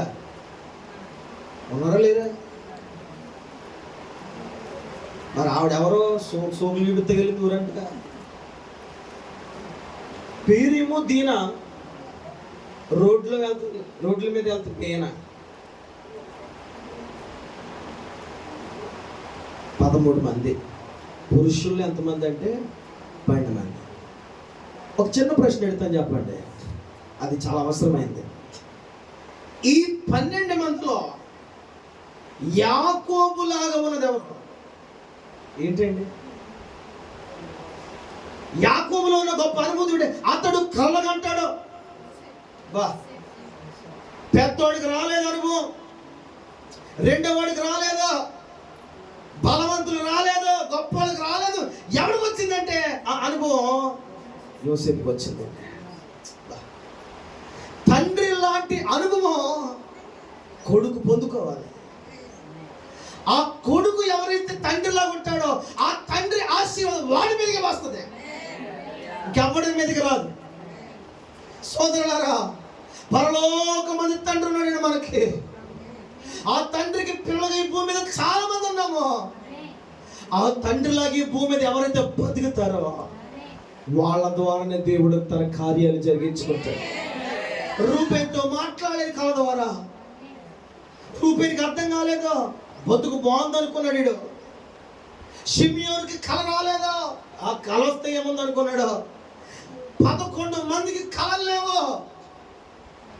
చివరోడు ఉన్నాడు, 11వ వాడు ఉన్నాడు, అతని పేరు యోసేపు. తమ్ముడు ఎవరు కళ్ళలేదు అక్కడ, ఎవరు కళ అసలు దేవుడు ఇవ్వలేదు వాళ్ళ కళలో. కానీ యోసేపుకు మాత్రమే కళ వచ్చింది. యాకోబు జీవితము దేవునితో ప్రారంభమైంది. ఒక బలమైంది ఏంటంటే అతను ఒక దర్శనము కళ చూచాడు. ఆ కళ ద్వారానే యాకోబు చరిత్ర మారిపోయింది. ఆమేన్. యాకోబు జీవితంలో ఆ కళ రాకపోతే దేవుడు చిత్తం తెలియదు. నీకు దేవుడు కలిస్తే, దేవుడిస్తే, దేవుడు మెన్షన్ చేసుకో, దేవుడు ఆ కలిస్తే ఆ కళ మీద నీ దర్శనం అంతా ఆధారపడి ఉంది. ఆమె చెప్పండి. ఆ దర్శనం మీద నీ పొరుగంతా ఆధారపడి ఉంది. ఆమె చెప్పండి గట్టిగా. హల్లెలూయా. ఎవరు ఏ కలగంటారంటే ఆయన ఒడిలో ఉన్న వాళ్ళు మాత్రమే ఆయన ద్వారా కలగంటారు. సాతాను ఒడిలో ఉన్నవాడు సాతానే అతనితో మాట్లాడతాడు. నా దేవుని ఒడిలో ఉన్నవారు దేవుడి ద్వారా కలగంటం ప్రారంభిస్తారు. స్తోత్రం చెప్పండి. యాకోబులో అనుభవం ఎవరికి రాలేదు, కానీ యాకోబు అనుభవం ఎవరికి వచ్చిందంటే యోసేపుకు మాత్రం వచ్చింది. యాకోబు బ్లెస్సింగ్ అని స్టార్ట్ అయిందంటే కలలోండే యోసేపు లోనికి వెళ్ళింది. అదే యోసేపు అన్నలో ఎవరికి లేని విధంగా యోసేపు ఒక్కడే హెచ్చించబడ్డాడు. కారణం ఏంటి? తన తండ్రిలాగా అతడు కూడా కలలో కనేవాడు. ఆమె చెప్పండి ఒకసారి. హల్లెలూయా. తండ్రిలను మార్చబడ్డావా? నీ తల్లను మార్చబడ్డావా? నీ తండ్రి చేసే ప్రార్థనలో ఉందా? నీ తల్లి చేసే ప్రార్థన నీకు ఉందా? నీ పిల్లలు చేసే అనుభవం నీకు ఉన్నావా? వాళ్ళు దర్శనం చేత పట్టుకొని నడిచిపడ్డారే. మరి ఈ రోజు నువ్వేం కలిగి ఉన్నావు? యాకోబు కొడుకుల్లో ఎవరికి లేదు, యోసేపుకి వచ్చింది. సంఘంలో బోళ్ళు మంది ఉన్నారు, సమాజంలో బోళ్ళు మంది ఉన్నారు, ప్రపంచంలో అనేకులు ఉన్నారు. కానీ ఆ తండ్రిలాగా ఎవరైతే ఉంటారో వాళ్ళ ద్వారా మరలా ఈ రాజ్యాన్ని కట్టడానికి ఆయన ఇష్టపడుతూ ఉన్నాడు. సంఘంలో ఎవరైతే ఆ తండ్రి చిత్తానికి లోబడి ఎవరైతే ఆ దర్శనం చేత పట్టుకుంటారో వాళ్ళ ద్వారా దేవుడు బలమైన కార్యములు జరిగించుకుంటాడు. ప్రియులారా ఆమె చెప్పండి. అందరూ కలరు కలలు, కానీ ఎవరైతే కంటారో వాళ్ళే తండ్రితో పాటు సమానముగా హెచ్చించబడతారు. ఆమేన్. హల్లెలూయా. ఇప్పుడు చెప్పండి, యాకోబు తర్వాత అనుభవం ఏంటి? ఎన్ని అనుభవాలు దాటుకొచ్చాడు? లెక్క పెట్టి చెప్పండి. ఒకటి చీకటి, రెండవది నిలిచిపోయాడు, మూడవది రాయే, నాలుగవది పండుకున్నాడు, ఐదవది కళ. దేవునికి స్తుతి గొప్పది. గట్టిగా చెప్పాలి. ఐదవది ఏంటండి? ఎలా పారిపోయాడు? అక్కడ ఎన్ని అంశాలు బట్టి పారిపోయాడు చెప్పాలి. రిపీట్ చేయండి నాకు. 4. మొదటి మోసం, తర్వాత 4 ప్రారంభించిన బ్రతుకులు, 5 అనుభవాలు దేవుని మాట మీద చేసే. ఇప్పుడు ఈ అనుభవాలు ఏంటి కాస్తారా? మొదటిది చీకటి, రెండవది నిలిచిపోయే అనుభవం, మూడవది రాయి అనుభవం, 4వది పడుకున్న అనుభవం, 5వది కళ. నీ జీవితంలో ఉందా? కళ వచ్చిందండి పాస్టర్గా, మంచిదని కాదన్నా. దేవుడు మాట్లాడా, అది కావాలి.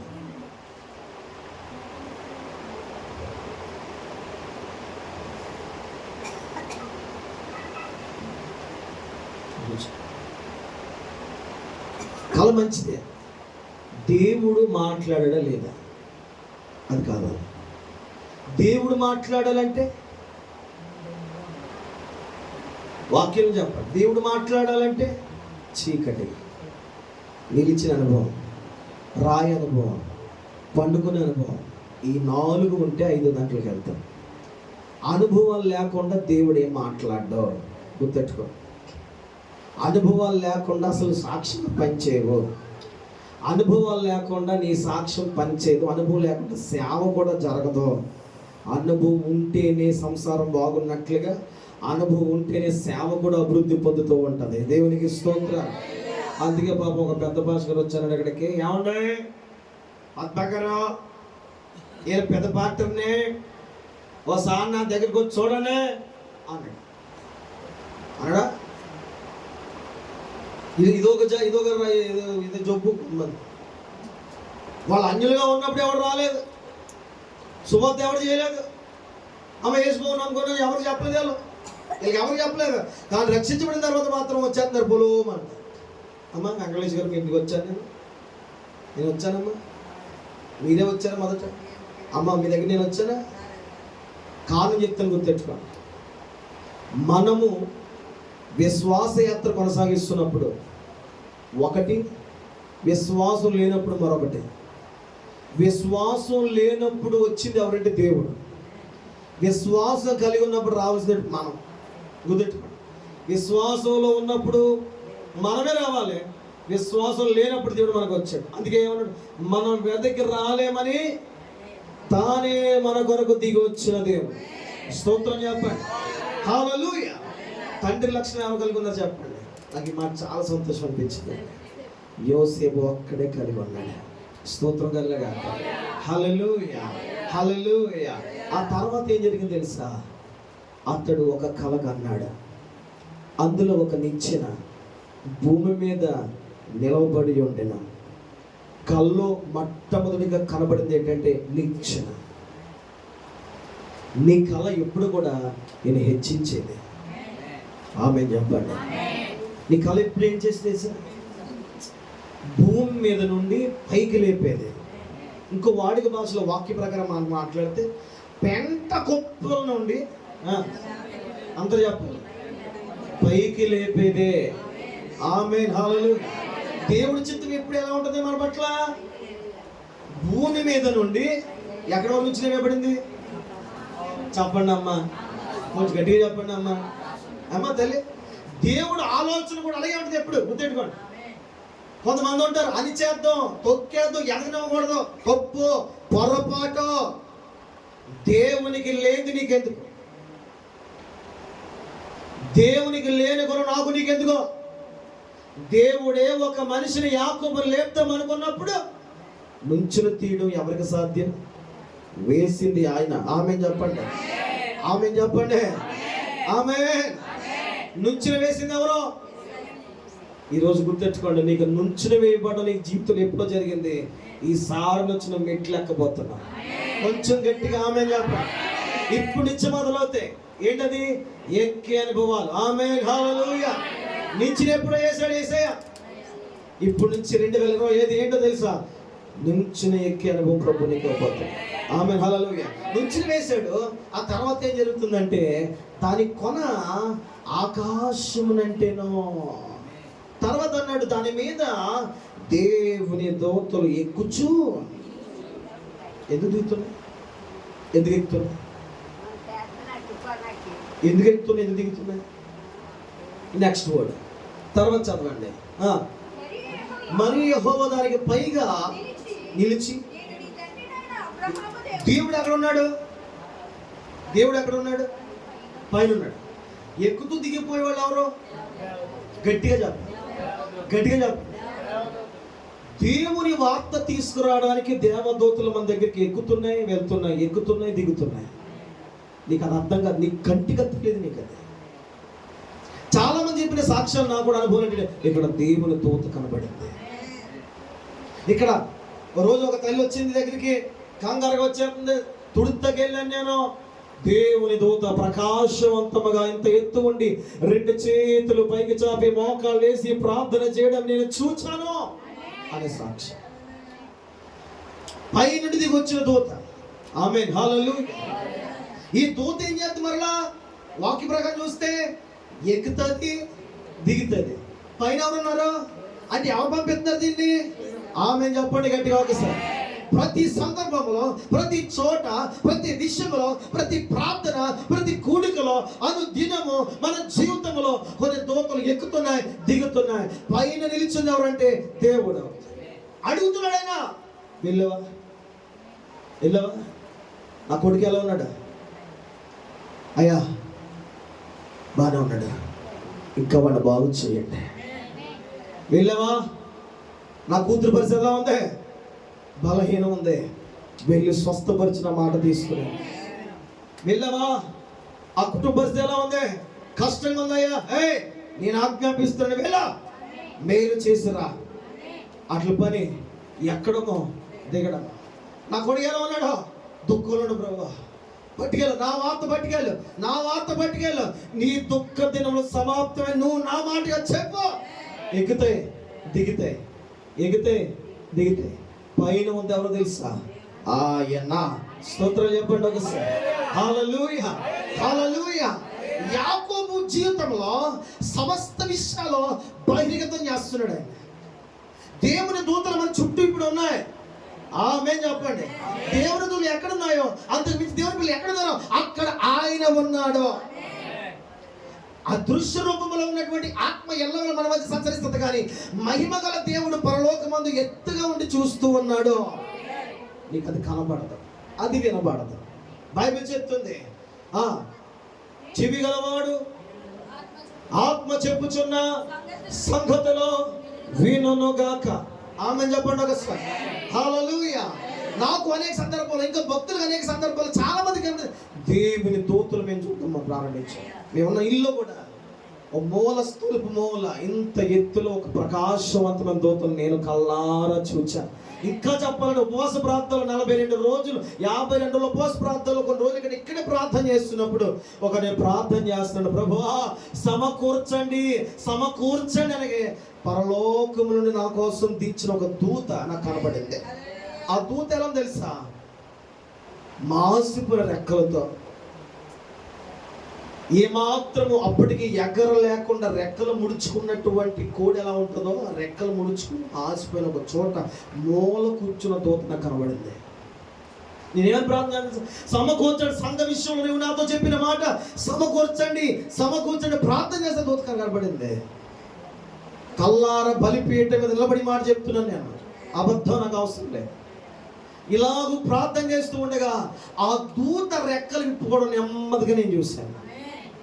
ఆ దూత రెక్కలు విప్పుకొని ఒకసారి రెక్కలు ఇలా విదిపిందండి. ఇలా విదిపితే ఆ మురికి అనుభవం పోయి తెల్లని రెక్కలుగా మార్చబడ్డం కల్లారా చూచాను. రెండవది, ఆ దూత రెక్కలు ఎప్పుడైతే ఇదుకుందో ఆ మురికి తనచి పోవగానే అది ఎగరడానికి సిద్ధముగా ఉండడం చూశాను. అంటే ఇప్పుడు నా కోసం ఎప్పుడో పంపించినటువంటి దూత నేనే దాన్ని ఏం చేశానంటే, నా క్రియలు ఏం చేశాయంటే మూల పెట్టేసాయి. దూత వచ్చిందంటే అద్భుతం జరుగుద్ది. దూత వచ్చిందంటే దేవుడు మేలు ఆయన వర్తమానం పంపిస్తాడు. అందుకే ఒక కోనేటి దగ్గర ఎప్పుడు దూతలు వస్తాయా అప్పుడు బాగుపడదామని చూస్తున్నారు. ఎవరైతే ఆ కోనేట్లో మొట్టమొదటిగా దూత తర్వాత దిగుతారో వారి ఎట్టి వ్యాధి గల వాళ్ళైనా బాగుపడతారనే పద్ధతి అక్కడ ఉంది. 38 సంవత్సరాల నుంచి ఒకతను అక్కడ పడి ఉన్నాడు. ఏ దూత అతను బాగు చేయలేకపోయింది. దూత వస్తే ఒకలే బాగుపడతారు. అవునా కదా? మీరు నాకు చెప్పండి. దూత కోనేట్లో దిగితే ఆ కోనేట్లో దిగిన తర్వాత ఎవడైతే మొదటగా వెళ్తి పడతాడో వాడే బాగుపడతాడు. నేను మాట చెప్తున్నాను, ఇప్పటి వరకు దూతలనే దేవుడు పంపించాడు మన పక్షంలో. ఇప్పటి వరకు దేవుడు వర్తమానాలు దిగి వచ్చే మన పక్షంలో. ఇక నుండి ఆ బెతస్తా కోనేరు దగ్గరికి వచ్చినటువంటి యేసే మన పరిసరలో పూనుకొని ఆయనే మన పక్షముగా కార్యము చేసే దేవుడు అన్నాడు. ఇప్పుడు యుద్ధము దూతంది కాదు, యుద్ధం ఎవరిదంటే ఆయనదే యుద్ధం. ఆమె చెప్పండి గట్టిగా ఒకసారి. హల్లెలూయా, హల్లెలూయా.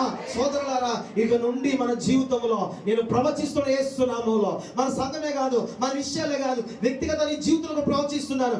ఇక నుండి దూతల ద్వారా జరిగిన పరిచర్య దేవుడు దూతలను బలపరిచి చేయించుకునే పరిచయగా మార్చబడబోతుంది. ఆమేన్. ఈ పరిచర్య పేరు చెప్పండి, గట్టిగా చెప్పండి. అంటే దూతలు చేసే పరిచర్య. ఇప్పటి వరకు మన శక్తిని బట్టి మనం చేసుకుంటూ పోయాం. ఇక నుండి ఆయన శక్తి ఏకమై, ఆయన బలము ఏకమై, ఆయన అభిషేకం ఏకమై, ఆయన ఆత్మ కార్యములు ఏకమై ఆయన కొరకు బలముగా నిలబడదుము గాక. ఆమేన్ చెప్పండి సార్. దూతలు ఎక్కుతూ దిగుతూ వెళ్ళిపోతున్నాయి. అమ్మా, చాలాసార్లు దగ్గర దేవుని దూతలు వచ్చాయి అయ్యా, చాలాసార్లు దేవుని దూతలు వచ్చాయి. నీకు చచ్చిపోదామని అనుకున్నప్పుడు దేవుని దూతని ఆపింది. క్రోధంతో ఏడుస్తూ ప్రాణం పోయేంతగా గిలగిల్లాడిపోతున్నప్పుడు దేవుని దూతని పక్కనే ఉంది. భయంకరమైన వేదన కలిగినప్పుడు నుంచి దిగొచ్చి నేను దగ్గరికి ఒక దేవుని దూత. వ్యాధుల్లో పడిపోయి రోగముతో మంచం పట్టినప్పుడు నుంచి మీద నుంచి దిగొచ్చిన ఒక దూత. నీ విషయం తెలుసా? నీ పాదంలో రాయి తగలకుండా వారు తమ చేతుల మీద ఎత్తిపట్టు. ఎవరండి వాళ్ళ దేవుని దూతలు మన కొరకు పంపించాడు. కీడు నీ మీద రాకుండా, అపాయం మీదకు రాకుండా, నువ్వు ప్రయాణం చేసినప్పుడు, బండి నడుపుతున్నప్పుడు, కాలు నడుపుతున్నప్పుడు, నువ్వు నడుస్తున్నప్పుడు నువ్వు పడిపోకుండా నీ కాళ్ళను ఎత్తిపట్టుకుంది ఏంటో తెలుసా? దేవుని దూతలు. ఆమేన్ చెప్పండి. నువ్వు క్షేమంగా వెళ్ళొస్తున్నావు అనుకుంటున్నావు, నాకు నడుపుతూ వచ్చు అనుకుంటున్నావు. లేదండి, నీకంటే జ్ఞానవంతులు తెలిసిన వారు పడిపోయారు. దేవుని దూతలు కావాలని మనకు ఉంటాయి. అందుకే ఒక మాట్లాడుకున్నాం. దేవుడు ఆ దూతలు ఎవరి కోసం నియమించాడు తెలుసా? మన కొరకు నియమించాడు, మనకు పరిచర్య చేయడానికి. ఆమేన్ చెప్పండి ఒకసారి. మనకు పరిచర్య చేయు కొరకై దేవదూతలు మనకుండగా. ఉదయం ఒక ప్రార్థన చేసుకున్నాను. ప్రార్థన చాలా బలహీనత వచ్చింది. ప్రభువా, నీవు నన్ను బలపరిస్తేనే కదా నేను చేయగలుగుతాను. దేవుడు లేపడింది నాన్న. దేవునికి ఇస్తూ పరిచర్య చేయటకు దేవుడు ఎవరు పంపిస్తాడు తెలుసా మనకి? అవునా కాదా? మీరు చెప్పిన చెప్పిన మాట చెప్తున్నాను. ఒక చెట్టు దగ్గర బలహీనంగా పడిపోయాడు ఒక గొప్ప ప్రవక్త. అక్కడికి వచ్చింది దూత వచ్చింది. దూత వచ్చిందో దేవుడు వచ్చాడు. కొంచెం గట్టిగా చెప్పాలి. దూతను హైలైట్ చేయట్లే, పంపించిన వాడి కోసం నేను చెప్తున్నాను. స్తోత్రాలు చెప్పండి. ఆ దూత ఏం చేసింది? ఆహారం పెట్టింది. హల్లెలూయా, హల్లెలూయా చెప్పండి గట్టిగా. బిలాము దేవుని మాట వినకుండా వెళ్తున్నప్పుడు వచ్చింది ఏంటి? దేవుడు వచ్చాడా? దూత వచ్చిందా? పిచ్చి మొక్కలారా అవి అంత మాట వేసారు. అవును, పిచ్చి మొక్కలే. ఏ అంటే ఎప్పుడు కూడా దేవుని దూతలు ఎందుకు వస్తున్న విషయాన్ని గ్రహించలేకపోతున్నావు. దేవుని దూతలు ఇప్పటికీ మన పక్షం నిలబడి ఉండను గ్రహించలేకపోతున్నావు. పాడు పని చేసుకుంటూ పోతున్నావు, కానీ పరిశుద్ధ దేవుడు నీ కోసం దూతలు పంపించిన విషయాన్ని నువ్వు గ్రహించలేకపోతున్నావు. ఆ దూతల కౌగిట్లో ఉన్న విషయాన్ని గ్రహించలేకపోతున్నావు. నచ్చినట్టు బతికేస్తున్నావు నువ్వు. దేవుడు వాటిని కానీ తప్పిస్తే ఈ రోజు మనం బతుకూడదు, గుర్తెట్టుకోవాలి. అవి కూడా ఒక రోజుకి చెప్తాయి, ప్రభా మారట్లేదు నాయన, మారట్లేదు ప్రభు. ఆయన అంటున్నాడు, చూడు చూడు కొంతకాలం చూడు, నా మాటగా చెప్తున్నాను ఆగో అంటాడు ఆయన. ఒక దూత వచ్చింది, యెరూషలేము మీదకి వచ్చి ఖడ్గం పట్టుకోగానే దేవుడు అన్నాడు చైతి అన్నాడు. అక్కడ అంటేనే దావీదు వంశము బతికింది. దేవుని విషయంలో మనం చేసే అపత్క్రమాలు ఏదైతే ఉన్నాయో కొన్ని సందర్భాల్లో రోషం పుట్టిస్తున్నాయి. దేవుడు అన్నాడు నువ్వేం చెయ్యొద్దు, కావలి మాత్రము కాయన్నాడు దూతలకి. అవన్నా మిక్కడి నిమ్మలం అయిపోయి ఏ సాక్షి కూడా వ్యతిరేక బలం కూడా తల వంచుకుని నీ చిత్తం ఏమేం చేస్తామంటున్నాయి. అందుకే ఈ రోజు మనం బతికున్నాం. లేకపోతే ఎప్పుడు లేపేది మన దేవుడు. స్తుతి చెప్పండి ఒకసారి. మన నీతి మంత్రులు మనకి కాదా, గొప్పవాళ్ళు మనకి బతికేది కేవలం దేవుని కృప అడ్డుపడుతుంది. ఇంకో మాట, కృప అడ్డుపడుతుందని చెప్పి పనికి మాల పని చేయొద్దు. ఒక రోజుకి కృప కూడా పారిపోతే ఏమి చేయాల, దర్శనంలోకి వెళ్ళిపోతాం, కళ్ళలోకి వెళ్ళిపోతాం. గమనించండి, ఒక దూత, కొన్ని దూతలు ఎక్కుతున్నాయి దిగుతున్నాయి. చదవండి అమ్మా. దాని మీద దేవుని దూతలు ఎక్కుచు దిగుచుండెను. మరియు యెహోవా దానికి పైగా నిలిచి, నేను నీ తండ్రి అయిన అబ్రాహామును దేవుడును ఇస్సాకు దేవుడునైన యెహోవాను నీవు పండుకున్న ఈ భూమిని నీకును నీ సంతానమునకు ఆమె చెప్పండి గట్టిగా. ఎక్కడ పడుకున్నాడు? చీకట్లో పడుకున్నాడు. ఒక మాట ఇలా మాట్లాడతాను నేను. ఏ చీకటి అనే శ్రమని నలిపేసిందో దాన్ని నీకు ఆస్తికరంగా ఇస్తాడు ఆయన. వినగలవారు చెబుతారేమో ఆమెను అనుకున్నా. ఏ శ్రమ అయితే నలగొట్టేసిందో ఆ శ్రమలో నుండి నీకు సంతోషాన్ని ఇచ్చి దేవుడు అయ్యాడు. ఎవరైతే నేను నలగొట్టేశారో వాళ్ళని నీకు స్వాస్యముగా అప్పచెప్పే దేవుడు. ఆమేన్, ఆమేన్. నీవు నిలిచున్నటువంటి స్థలం నేను ఇస్తానన్నాడు. ఓ మాట్లాడిందని చెప్పండి. ఇంకా చదవండి, అక్కడ మాట ఉంటుంది, చదవండి మాట. ఆగండి అమ్మ. ఇక్కడ యాకోబు గారికి అప్పుడు పెళ్ళయిందా? మా దయ్యమన్నం వచ్చి యాకోబు గారు పక్షి నిలబడి, అదెప్పుడు యాకోబు పెళ్ళి అక్కడ జరిగింది? అక్కడ సంతానం ఎత్తారంటే పెళ్లి చేసి చెప్పుకుంటే బాగున్నాం. ఓయ్ ఆగడా, నా దేవుడు ఎప్పుడు చెప్తాడంటే ఏమీ లేనప్పుడు చెప్తాడు. ఆమెన్. ఏం చెప్తాడు తమ్ముడు? ఏమీ లేనప్పుడు చెప్తాడు. అన్ని నేననే రుజువు చూపిస్తాడు. నేను చెప్పింది నెరవేర్చగల దేవుడు నేనే అని చెప్తాడు. తర్వాత ఇప్పుడు గొప్ప విషయం ఏంటి తెలుసా? ఏమీ లేనప్పుడు చెప్పింది పట్టుకోవడమే గొప్ప. అంటే మాట మీకు అర్థం. ఏమీ లేవు చేయడానికి, ఏది లేదు, అవకాశం లేదు, అసలు అవకాశం లేదు. విషయం చెప్పనా, ఓటాలు ప్రారంభిద్దాం అంతప్పుడు నా దగ్గర ఏం లేదు. అన్ని వచ్చిందని కూడా చెప్పట్లే, ఇస్తాడని చెప్తున్నాను. విశ్వాసం ఏమీ లేనప్పుడే అడిగేయాలి. విశ్వాస బడుగులు అంటారు దాన్ని. యాకోబుకి స్వరం వినబడింది ఏమీ లేనప్పుడు. ఆ స్వరాన్ని పట్టుకున్నాడు. మిమ్మల్ని చెప్తున్నాడు, ఆ స్వరాన్ని పట్టుకోండి, ఆ కాణ పట్టుకోండి, ఆ దర్శనమును పట్టుకోండి, ఇచ్చిన దేవుని బలముగా పట్టుకోండి. యాకోబుని సిగ్గుపరచలేని దేవుడు మనల్ని కూడా సిగ్గుపరచడు. యాకోబుని గెలిపించిన దేవుడు మనల్ని కూడా గెలిపిస్తాడు. ఆమేన్. ఆయన అబ్రహాము దేవుడు, ఇస్సాకు దేవుడు, యాకోబు దేవుడు. ఆమేన్ చెప్పండి గట్టిగా. ఎవరి దేవుడు అయినా? మన పితరుల దేవుడు. అదే దేవుడు ఇప్పటికీ ఉన్నాడు. స్తోత్రం చెప్పండి. ఆమేన్ చెప్పండి. చదవండి, మాట చదవండి. నీ సంతానం లెక్క తీసుకునే వాళ్ళు 14 2వ లైన్. నీవు పడమటి తట్టును, తూర్పు తట్టును, ఉత్తరపు తట్టును, దక్షిణ తట్టును. ఆమేన్ చెప్పండి. ఒకసారి గట్టిగా ఆమేన్ చెప్పండి. పక్కవన్నీ చెప్పండి. ఈ బ్లెస్సింగ్ పక్కోళ్ళకి ఇవ్వండి. ఈ బ్లెస్సింగ్ చేతులు పట్టుకోండి. చెప్పండి చెప్పండి చెప్పండి. ఒకే మాటలో చెప్పండి. నువ్వు నలుదిక్కులకు వ్యాపిస్తావని చెప్పండి.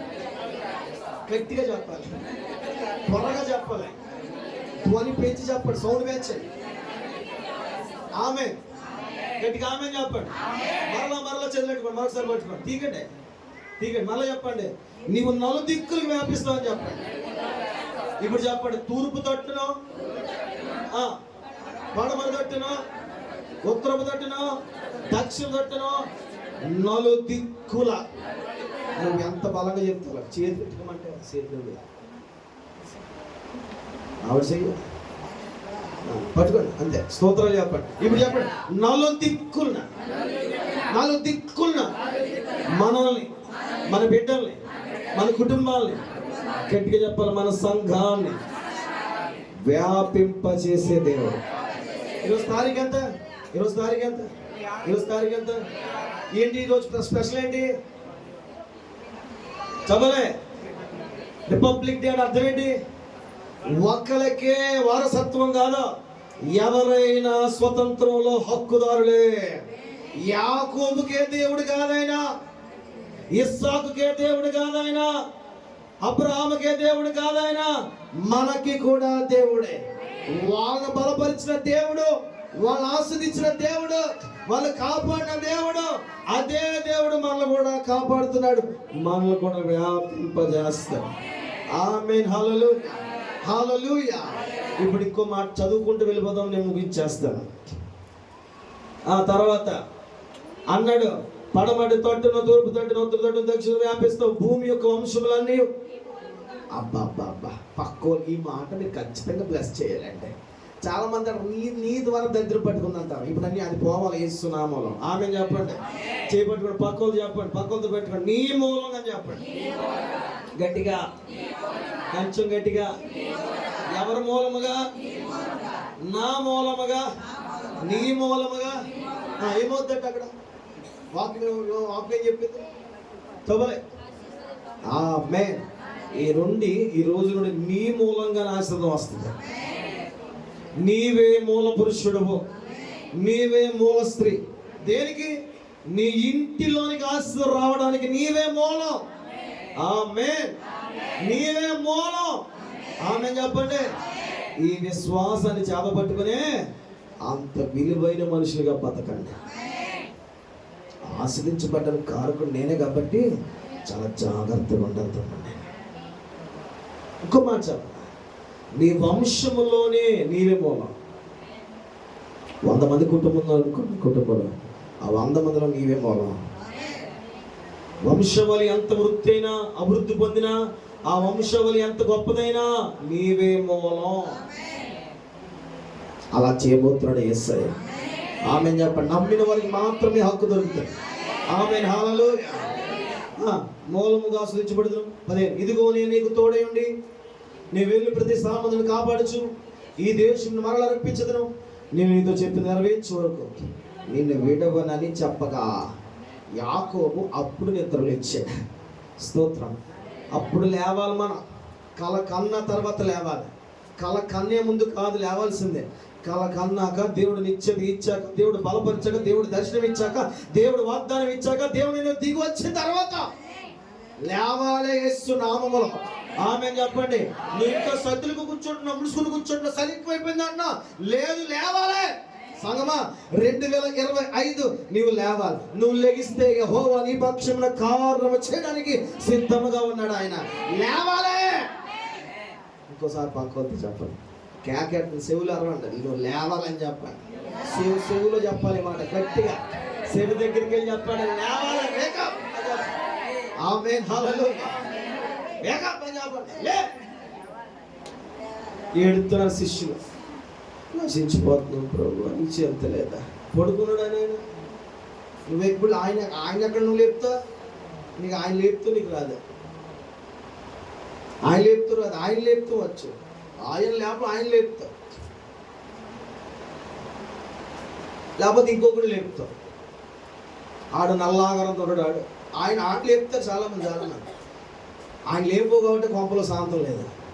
ఆయన లేపకండి.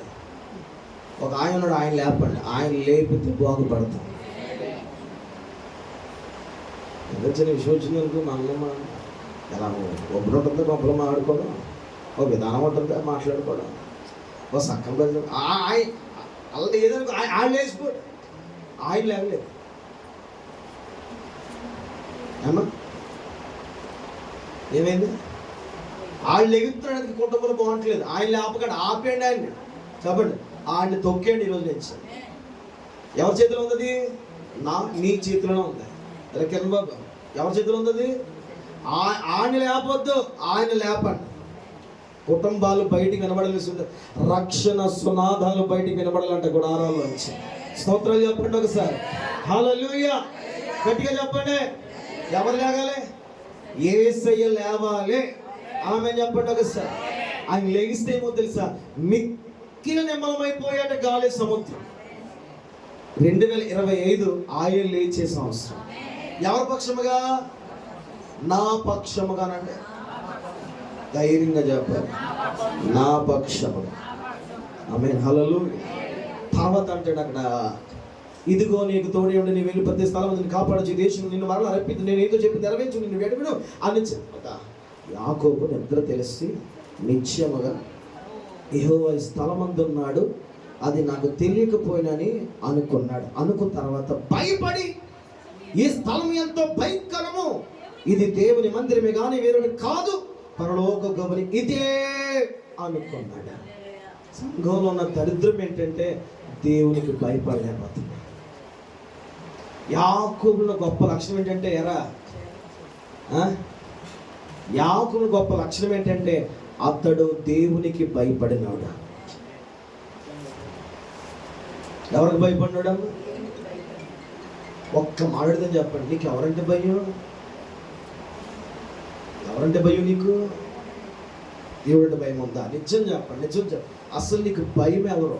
భయం అంటే నీకు నేను చెప్పనా? ఎవరికి దేనికి భయం లేదు. మనకి దేనికి భయం లేదు. ఉందా? లేదు. మీరు ఉందని చెప్తే మీరు నేను ఖచ్చితంగా నాకు కూడా లేదు, నీకు లేదు. యాకోబుకు భయం ఉంది, అంటే భయం ఉంది. దేవుడు అంటే మరి అధికమైన భయం ఉంది. ఈరోజు ఉన్నటువంటి చాలా మందికి భయం లేదండి. ఎవరి మాట అంటే ఎవరికి లెక్కలేదండి. నువ్వేట నాకు చెప్పేది? నువ్వు చూసుకో, ముందు నీ బదులు చూసుకో. ఛీ, నువ్వే నాకు చెప్పేది. భయం ఉందా నీకు? మనుషులు భయం ఉందా? లేదు. మనుషులు భయం లేదు, దేవుని భయం లేదు. కొంతమంది పిలిపిస్తారు, బాబా నువ్వు రా బాబా, మా పిల్లలు చెప్పినాయనా, మా అబ్బాయి చెప్పినాయనా, మా వాళ్ళకి చెప్పు, మా ఆయన చెప్పు బాబు, నువ్వు చెప్తే అంటారు. ఎందుకలగా? భయం లేక. మన ఫ్లెక్సీలు కడతకెళ్ళిన మా బ్యాచ్ అంతా ఎంత వేగంగా పోతున్నారండి ఒక్కొక్కటి బండ్ల మీద. ఒక ఇద్దరు ముగ్గురు చూసామేమో, కొద్దిసేపట్లో ఇద్దరు ముగ్గురు చూసాం మేము. రైమని పోతాడు, భయం సత్తనాడు. ఇంత తేడా వచ్చితే చచ్చిపోతాడు, భయం లేదు. మన శివల్ల ఊర్లో కోడు చచ్చిపోడు, ఉరేసి చచ్చిపోడు. యారా అంటే నా తిట్టగా చచ్చిపోడండి. భయం చెప్పకూడదు ఎవరికనే. ఆ తెంగడు ఏంటంటే మనం ఇంకేంటంటే ఇంకా నయ్యం ఆడికి ఉపమాసమే ఉంది. ఆడు చచ్చిపోయాడు, బాబుని చంపలేదు. కొత్త విచిత్రం ఏంటంటే భయం పెట్టుబడి చంపేస్తారు ఇప్పుడు. లేదనుకున్నాను అలాంటి 3 కేసులు ఉన్నాయి. భయం చెప్పినాడు తిడతారు, భయం చెప్పినాడు కొడతారు, భయం చెప్పిన లోకో చూపుతారు, భయం చెప్పిన పనికి మానవులుగా లెక్కేస్తారు. విషయం చెప్పిన మీకంటే పనికి వాళ్ళు ఎవరు ఉండరు లెక్క. యాకోబుకి ఆ స్థలం అంటే భయం వచ్చింది. ఏంటి భయం అంటే, బాబోయ్ ఈ స్థలంలో నిజముగా ఆ దేవుడు తప్ప మరి ఎవరు లేరు, ఇది నిజముగా పరలోకపు గవిని అని పెట్టాడు. మీరు నమ్మకపోయినా ఇక్కడ నేను మందిరం కట్టడానికి అస్సలు ఇష్టపడలేదు. బాగా చాలా ప్రేమతో మన అందరూ చేసుకుని కొన్నాళ్ళు పాటు మనం కడేసుకున్నాం. అలాగే నేను అన్నాను ఆయన దగ్గర ప్రార్థన చేయడం మొదలుపెట్టాను.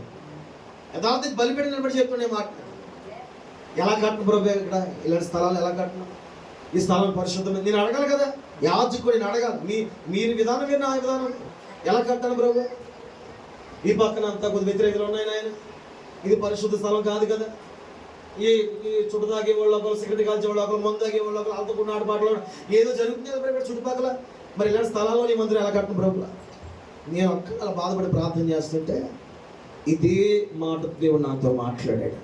ఇదే మాటతో 4 విషయాలు చెప్పాను.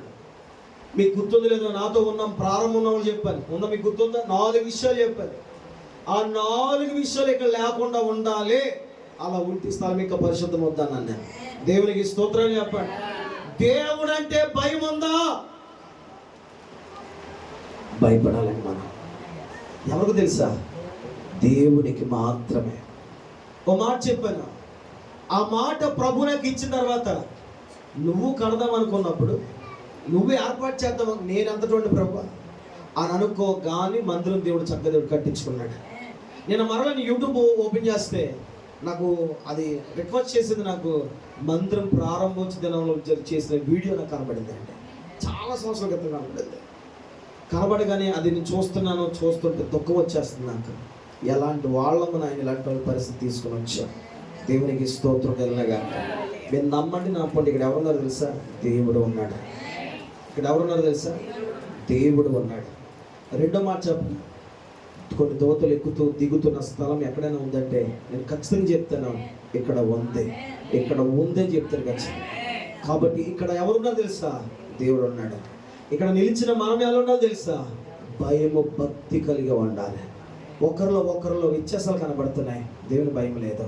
వ్యతిరేకతలు ఉన్నాయి, దేవుని భయం లేదు. లోబడి లేకపోతున్నాం, దేవుని భయం లేదు. పరిశుద్ధంగా ఉండలేకపోతున్నాం, దేవుని భయం లేదు. ఇంకో మాట చెప్పాలంటే క్రమముగా భక్తి చేయలేకపోతున్నాం, దేవుని భయం లేదు. మీరు నమ్మకపోండి, నేను నమ్ముతూ చెప్తున్నాను ఈ మాట. నాతో పాటు కొంతమంది ఉండేవారు చెప్తున్నారు, నాతో ప్రార్థించే వాళ్ళు చెప్తున్నారు, ఇక్కడ దేవుని సన్నిధి ఉంది. ఏముంది ఇక్కడ? ఇది తీర్చడానికి చాలా ప్రయత్నాలు జరిగాయి, మీకు తెలుసు కదా. నాకు కొన్ని అనుభవాలు ఉన్నాయి. ఇది ఎలాగైనా పాడు చేద్దామని నానా రకాలుగా నన్ను శోధించాడు. నేను దిగజారిపోయినా ఆయన మందిరం ఇక్కడ ఉండాలి. నన్ను ఎవరు ఏమన్నా నాకు ఒక ఆశ ఉందని ఖచ్చితంగా చెప్తున్నాను, మందిరం ఇక్కడ ఉండాలి. ఎప్పటి వరకు తెలుసా? ఆయన చూపించే స్థలం వైపు వెళ్ళేంత వరకు ఇక్కడ ఉండాలి. నేను మరలా ఇది స్థిరం కాదు, మరలా చెప్తున్నాను, ఇదే స్థిరం కాదు. దేవుడు చూపించే స్థలం వెళ్ళే వరకు ఇక్కడ మనం స్థిరులే ఉండాలి. దేవునికి స్తుతి చెప్పండి. హల్లెలూయా. కానీ మరలా చెప్తున్నారు, ఈ మందిరం కాపాడుకోవలసిన బాధ్యత నా మీద మాత్రమే కాదు, మనందరం మీద ఉందని విషయాన్ని చెప్తున్నాను నేను. జాగ్రత్తగా పెట్టుకోండి. ఎవడో తూర్పున కూడా వస్తాడో, ఇంటి పైన ఇచ్చేసావా, తిరగబడిపోతాడు అనొచ్చు. కరో విషయం, దేవుడు నిలుచున్న స్థలం ఇది. మీరు అనుకోవచ్చు, ఏమ్మా ఇన్ని పెద్ద మందిరం ఉన్నాయి కదా, రైలు సెట్కి వెళ్తున్నావే. ఎన్ని ఉన్నా అక్కడ దేవుని సన్నిధి ఉందంటే అలాంటి సాక్ష్యాలు బయటికి రావాలి. అలాంటి సాక్ష్యాలు బయటికి రావాలి. ఇంకో మాట చెప్తా, నాకు దేని మీద నమ్మకం తెలుసా? ఆయన మాట మీద నమ్మకం. ఎప్పుడైతే యాకోబు కల పొంది ప్రయాణం చేశాడో, ఇక్కడ నేను ఫైనల్కి వెళ్ళిపోతున్నాను. ఈ కళ అంతా కూడా జరిగి మరలా ఎప్పుడు 32వ అధ్యాయం చదువుకున్నాం కదా, అక్కడ వరకు ఎన్ని సంవత్సరాలు తెలుసు గ్యాప్? ఎన్ని సంవత్సరాలు?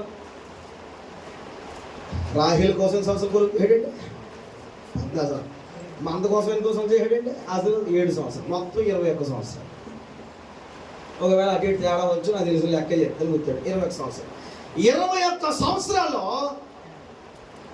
కళ ఏమైపోయింది? చెప్పదు. ఫైల్ వస్తాను నేను. కళ ఏమైపోయింది? ఆయన చెప్పిన దర్శనం ఏంటి? నేను బ్లెస్ చేస్తాను. అవును కదా? 21 సంవత్సరాలు దేవుడు ఏం చేశాడు? చెప్పలే. బ్లెస్ చేశాడు, చేయకుండా లేడు. స్తోత్రం చెప్పండి. కానీ బ్లెస్ చేస్తానన్న దేవుని విషయంలో ఎప్పుడు సరిగ్గా నిలబడ్డాడంటే యాకోబు ఒంటరుడు అయిపోయిన తర్వాత నిలబడ్డాడు. ఆ మాట మీకు అర్థమైందా? కొన్ని సందర్భాల్లో ఎవరిని అర్థం చేసుకోకపోవడమే నీకు మంచిది. కొన్ని సందర్భాల్లో నీ పక్షంగా ఎవరు మాట్లాడకపోవడమే మంచిది. కొన్ని సందర్భాల్లో నీ ఇంట్లో వాళ్ళని నువ్వు కాదనడమే నీకు మంచిది. అలా అంటేనే ఒక్కడిగా ఒక్కదానుగా ఉంటేనే ఆయన నీ పక్షముగా కార్యం చేస్తాడు. ఇప్పుడు 32 అధ్యాయంలోకి వెళ్ళిపోదాం. 32:24 జరిగిన విషయం ఏంటంటే క్లుప్తమైన మాట. 32:24 వచ్చిన మాట ఏంటంటే యాకోబు ఒక్కడే మిగిలిపోయాడు. అప్పటి వరకు ఎవరున్నారో? పిల్లలు ఉన్నారు. అప్పుడు వరకు దాసులు ఉన్నారు, భార్యలు ఉన్నారు, అందరూ ఉన్నారు. కానీ దేవుని వాక్యం స్వతంత్రించుకునే స్థితిలో ఉన్నాడు. కానీ ఆ రాత్రి ఒక్కడే నిలిచిపోవడాన్ని బట్టి జరిగిన విషయం ఏంటంటే, నాకు చాలా నచ్చిన మాట. నాకు తమ్ముడు అన్న నాతో ఆ మాటను పట్టుకుంది. ఏమిటంటే, ఒక నరుడు తెల్లవారు వరకు 24 చదువుతున్నాను, 32:24. ఒకడు నరుడు తెల్లవారు వరకు అతనితో పెరుగులాడిన తాను అతన్ని గెలవకుండుట చూచి. చాలాసార్లు చదువుకుంటూ పోయామ్మా, పరిగెత్తే వాక్యం చదువుకుంటారు, మెరుపు వేగంతో పోయాం. కానీ యాకోబు గెలవట్లేదని దేవుడు చూశాడు. చెప్పాలి మాట. ఎవరు గెలవట్లేదని? గెలవట్లేదని దేవుడు చూసి ఏం చేశాడు అక్కడ? చెప్పండి. నాతో ఎవరైనా దెబ్బతింటారా? ఒకసారి గట్టిగా ఎవరైనా దెబ్బతింటారు? వీళ్ళు ఎవరైనా సరే ఆపరేస్తున్నాను లేచి వస్తారు ఎవరైనా నా దగ్గరికి. సో దెబ్బ అంటే ఎవడ వస్తారని చూసారా? పోనీ 1000 రూపాయలు వస్తారు. ఏయ్ ఎవడన్నా కొడతాను రావాలి మీ దగ్గర నుంచి. రావాలి, ఎవరో ఒకరు రావాలి. మీ ఇష్టం, మీ ఇష్టం. రావాలి, ఎవరో ఒకరు రావాలి. చూసారండి ఎలా ఉంది? చూసారండి, వీళ్ళకి దెబ్బ మంచిది కదా అన్నారు. నేను చెప్పి ఆ దెబ్బే నీకు మంచిది అంట. దేవునికి స్తోత్రం. రావాలి, ఎవరు వస్తారండి? కొడతాను, గట్టిగా కొడతాను, మొహమాట్లేదు అందులో కొడతాను. కొట్టడానికి ఈరోజు పిలుతున్నాను. రండి, ఎవరో ఒకరు రావాలి. రావాలి, ఎవరో ఒకరు. చూసారు ఏంటమ్మా స్తోత్రం చెప్పండి. చూసిన ఈడి కరెక్ట్. నాకు యాకోబుకి ఎంతమంది బిడ్డలు ఉన్నా కలగన్నవాడు ఒకడే కదా. దెబ్బ తినేవాడు ఒక్కడే. ఆడు ఒక్కడే కలగంటాడు, ఆ ఒక్కడే దీవించి పడతాడు. స్తోత్రం చెప్పండి గట్టిగా. హల్లెలూయా. నాకు వీడికి పోరాటం జరుగుతుంది. పైగా ఏంటంటే కాలెట్ కొరడం అది నవ్వుకో తన్నే. స్తోత్రాలు చెప్పండి. సీరియస్గా పోవాలి. వీడు అంటున్నాడు, డాడీ నన్ను విడిచిపోయాలి కదా. నేను అంటున్నాను, రే వదిలి వదలకండు. కనపడుతుంది అందరికీ. వదిలే, వదులుతలేదు అనరా డాడీ. ఈ మాట్లాడు కదా, please daddy, please daddy, please daddy. వీటికన్నా బాగానే కూడా ఆడండి. Number 1 candidate. స్తోత్రాలు చెప్పండి. సార్ పట్టుకో పట్టుకో. రాత్రి ఏం జరిగిపోతుంది? ఒక్కడుండిపోడండి, ఒక్కడుండిపోడు. ఈ ఒక్కడు ఎవడో తెలిసి మామూలు కాదు. ఈ ఒక్కడు కలగన్నవాడు. ఈ ఒక్కడితో దేవుడు మాట్లాడిన దినం ఉంది. ఈ ఒక్కడితోనే ప్రపంచం నిర్మిద్దామనుకున్నాడు, కొత్త ప్రపంచం. ఆ ప్రపంచాన్ని నిర్మిద్దామనుకున్నటువంటి ఈ కావలవాడే ఆ రాత్రి కావలవాడి పనిచేశాడు యాకోబు. దేవునికి స్తోత్రాలు చెప్పండి. ఆ కావలవాడు అన్నాడు, నువ్వు కావాలి ప్రభు అన్నాడు. కాపురు అన్నాడు, వదిలే కట్టుకోరా. చూసారా, విడిచిపెడతలేదు. కానీ నోట్లో వచ్చి మాట వస్తుంది. ఇప్పుడు యథార్థంగా నువ్వు మాట్లాడుతున్నాడు. చెప్పండి, మాట్లాడుతున్నాడు. మాట్లాడతాడు, కాలెట్టుకున్నాడు. మాట్లాడతలేదు కానీ కాలెట్టుకున్నాడు. ప్రయోజనం ఏముంది? కాలు ఎందుకు ఎట్టుకున్నావో చెప్పాలి కదా. నా మాట మీకు అర్థం. పెనుగులు ఆడుతున్నావు కానీ అసలు ఎందుకు పెనుగులు ఆడుతున్నావు నువ్వు? నా మాట మీకు అర్థమైతే ఆమె చెప్పండి సార్. పెళ్ళిళ్ళు ఉపవాసం ఉన్నారా? కొంత దేవుళ్ళకి వెళ్ళిపోతారు ఉపవాసం. ఎందుకు ఉపవాసం ఉన్నారా? ఉండాలనిపించి ఉండిపోయింది అంతే. కుదరదు. ఉపవాసం ఉన్నామంటే దేనికోసం ఉన్నావు దానికోసం నోరు తెరిచి పెనిగిలాడు, నోరు తెరిచి మాట్లాడు, అడిగో. ఏం చేయాలి ఇప్పుడు? పట్టుకోవడమే కాదు గొప్పదనం, పట్టుకోవడమే కాదు. బైబిల్ చెప్పింది మత్తయి సువార్త 7:7 ప్రకారముగా అడుగుడి. అప్పురా పట్టుకో పట్టుకో పట్టుకో. ఇప్పుడు ఏమడగలే? డాడీ బ్లెస్ చే అను. అదే కదా యాకోబు. చెప్పండి చెప్పండి అమ్మా, ఏమన్నాడా? నీవు నన్ను ఆస్వాదిస్తేనే కానీ. ఆమేన్, హల్లెలూయా. ఆ మాటని సూరుకున్నాడా? వదులుతలేదు, వెళ్ళిపోతాం. రే తెల్లారిపోతుంది, వదులుతలేదు. పట్టుకున్నాడా? గెలుతలేదు. ఎవరు గెలుతలేదు అంటే నాకు తెలుసు మాట చెప్తాను. మనలో కూడా 1 మంత్ ప్రార్థన చేద్దాం అయిపోతారు కదా. ఎలాగే ఒక గంట ప్రార్థన ఉంటావా? ఒక గంట ప్రార్థనలు ఖచ్చితంగా కొనుక్కొచ్చారు మనకి. నేను చూస్తుంటారు మనం కొంతమంది. మీ ఇంటికాడ కూడా అంతే. ఒక గంట ప్రార్థన ఖచ్చితంగా చేసేలేమో. ఖచ్చితంగా ఒక గంటలో ఖచ్చితంగా ఒక 10 నిమిషాల పాటు పరలోకి వెళ్ళొచ్చేస్తాం మన కాల్లో. ఖచ్చితంగా పరలోకమో ఎక్కడ నరకకి వెళ్ళొచ్చేస్తాం, ఏదో ఒక చోటుకి వెళ్ళొచ్చేస్తాం. అంత ఖచ్చితంగా చేయలేం ప్రార్థన. కానీ నీ ప్రార్థనలో మెలుకు కలిగి ప్రార్థించమన్న ప్రార్థనలు ఎప్పుడు గుర్తెట్టుకోవాలి. స్తోత్రాలు చెప్పండి. పట్టుకోండి. వీడికి రోషం వత్తలేదు. వీడికి కాలేజీ పట్టుకోండి. వీడు రోషం వత్తలేదు. వీడు తెగించలేకపోతున్నాడు. సరిగ్గా నా దగ్గర అడగలేకపోతున్నాడు. గట్టిగా మాట్లాడబోదని చెప్పి చిరాకు వచ్చి అనుకొచ్చాడు. అప్పుడు నన్ను కొడతావా అని చెప్పి కోపం వచ్చేసి, డాడీ పడుకున్నా గట్టిగా, డాడీ నేను అడిచిపెట్టను. వాష్ వచ్చింది. కొట్టగా నేను కోపం వచ్చిందండి. ఈ మామిడి కూడా మీ పిల్లలు కూడా అనుభవం ఉండదు. మీ పిల్లలు ఏదైనా పని చెప్తే చేయలేదు అనుకో, మీరు చెప్పిన పని చేయలేకపోతే ఏం చేస్తారు? మీరు కసురుకుంటారా? పనికి మళ్ళీ అంటే అది ఏడుతూనే కాలు కట్టుకున్నాడు. ఏడితే చేస్తాడు లేదా? చెప్పండి, అనుభవం ఉందో తెలుసా? చేస్తారా చేయరా? తిట్టడం దేనికి? చెప్పండి. మాస్టర్ గారు కొడతాడు. అరే నాన్న హరీష్ రావు ఏం చేస్తాడు మాస్టర్? స్కూల్ ఆడికి నీకు కష్టం ఉన్నాయా? ఎందుకు కొడతాడు చెప్పండి? నువ్వు చదువుకుని బాగుపడతావు. బాగు కొరకొట్టాడు మాస్టర్. అవునే కదా చెప్పండి. బాగు కొరకొడతాడు. అమ్మ ఎందుకు కొడితే నాన్న ఎందుకు కొడతాడు? నీ ఎదుగుదల కోసం కొడతారు. స్తోత్రాలు చెప్పండి. దేవుడు ఎందుకు కొడతాడు అంటే నిన్ను ఆస్వాదించడానికి కొడతాడు. ఇప్పుడు చెప్పండి, మనము గెలవకుండుట చూచి యాకోబు ఏం చేశాడు? దేవుడు తొడగూటు మీద ఇలా కొడితే గట్టిగా పట్టుకొని నిన్ను అస్సలు కొట్టు కదా, కొట్టుగా చూపిస్తా చూడు, అస్సలు వదల నిన్ను. ఏం చేయడు? ఇప్పుడు నువ్వు నన్ను కొట్టావు కదా, చూడు ఈ సంగతి ఏం చెప్తాను. ఉన్నారు కదా బ్యాచ్ మంది. నన్ను కొడతావా, నన్ను తిడతావా, నన్ను అంటావా? అప్పుడే రోషం వచ్చేది కదా. కొట్టగానే ఏమైందంటే యాకోబుకు రోషం పెరిగిపోయింది. రోషం పెరగని ఏం చేయడంటే ఇంకా దేవుడు గట్టు పట్టుకున్నాడు. ఇంకా పట్టుకోవాలని దేవుడు ఏం చేయడంటే నిత్యముగా నేను ఆస్వాదిస్తాను.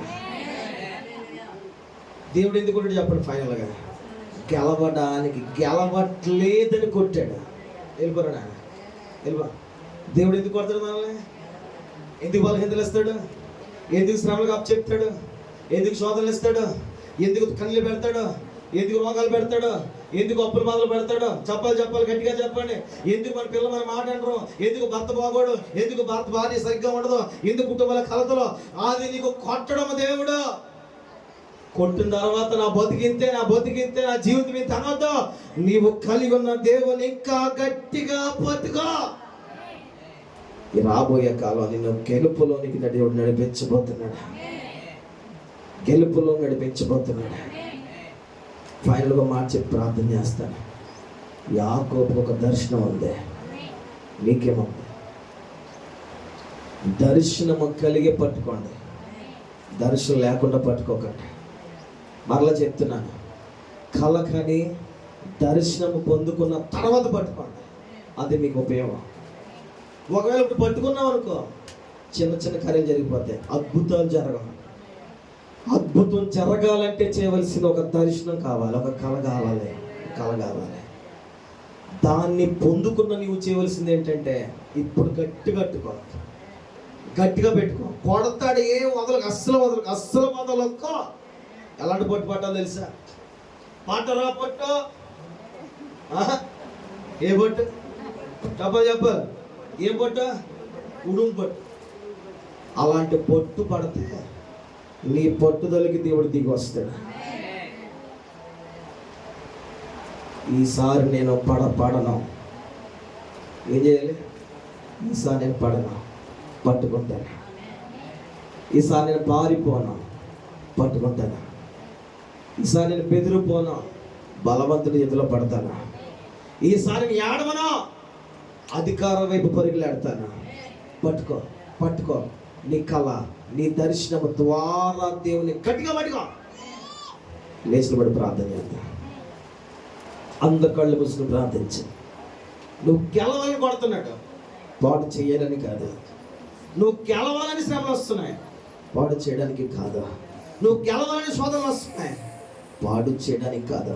నువ్వు గెలవాలనే బలహీనతలు వస్తున్నాయి, బలహీనతల్లో పాడు చేయడం కాదు. నోరు తెరిచి ప్రార్థించండి. ఒక్క నిమిషం ప్రార్థించండి. నోరు తెరిచి ప్రార్థించండి. అందరూ కలిసి ఏక మనసుతో కొద్ది నిమిషాలు ప్రార్థించండి. అందరూ ప్రార్థించండి. నోరు తెరిచి ప్రార్థించండి. స్వరాలు వినబడా.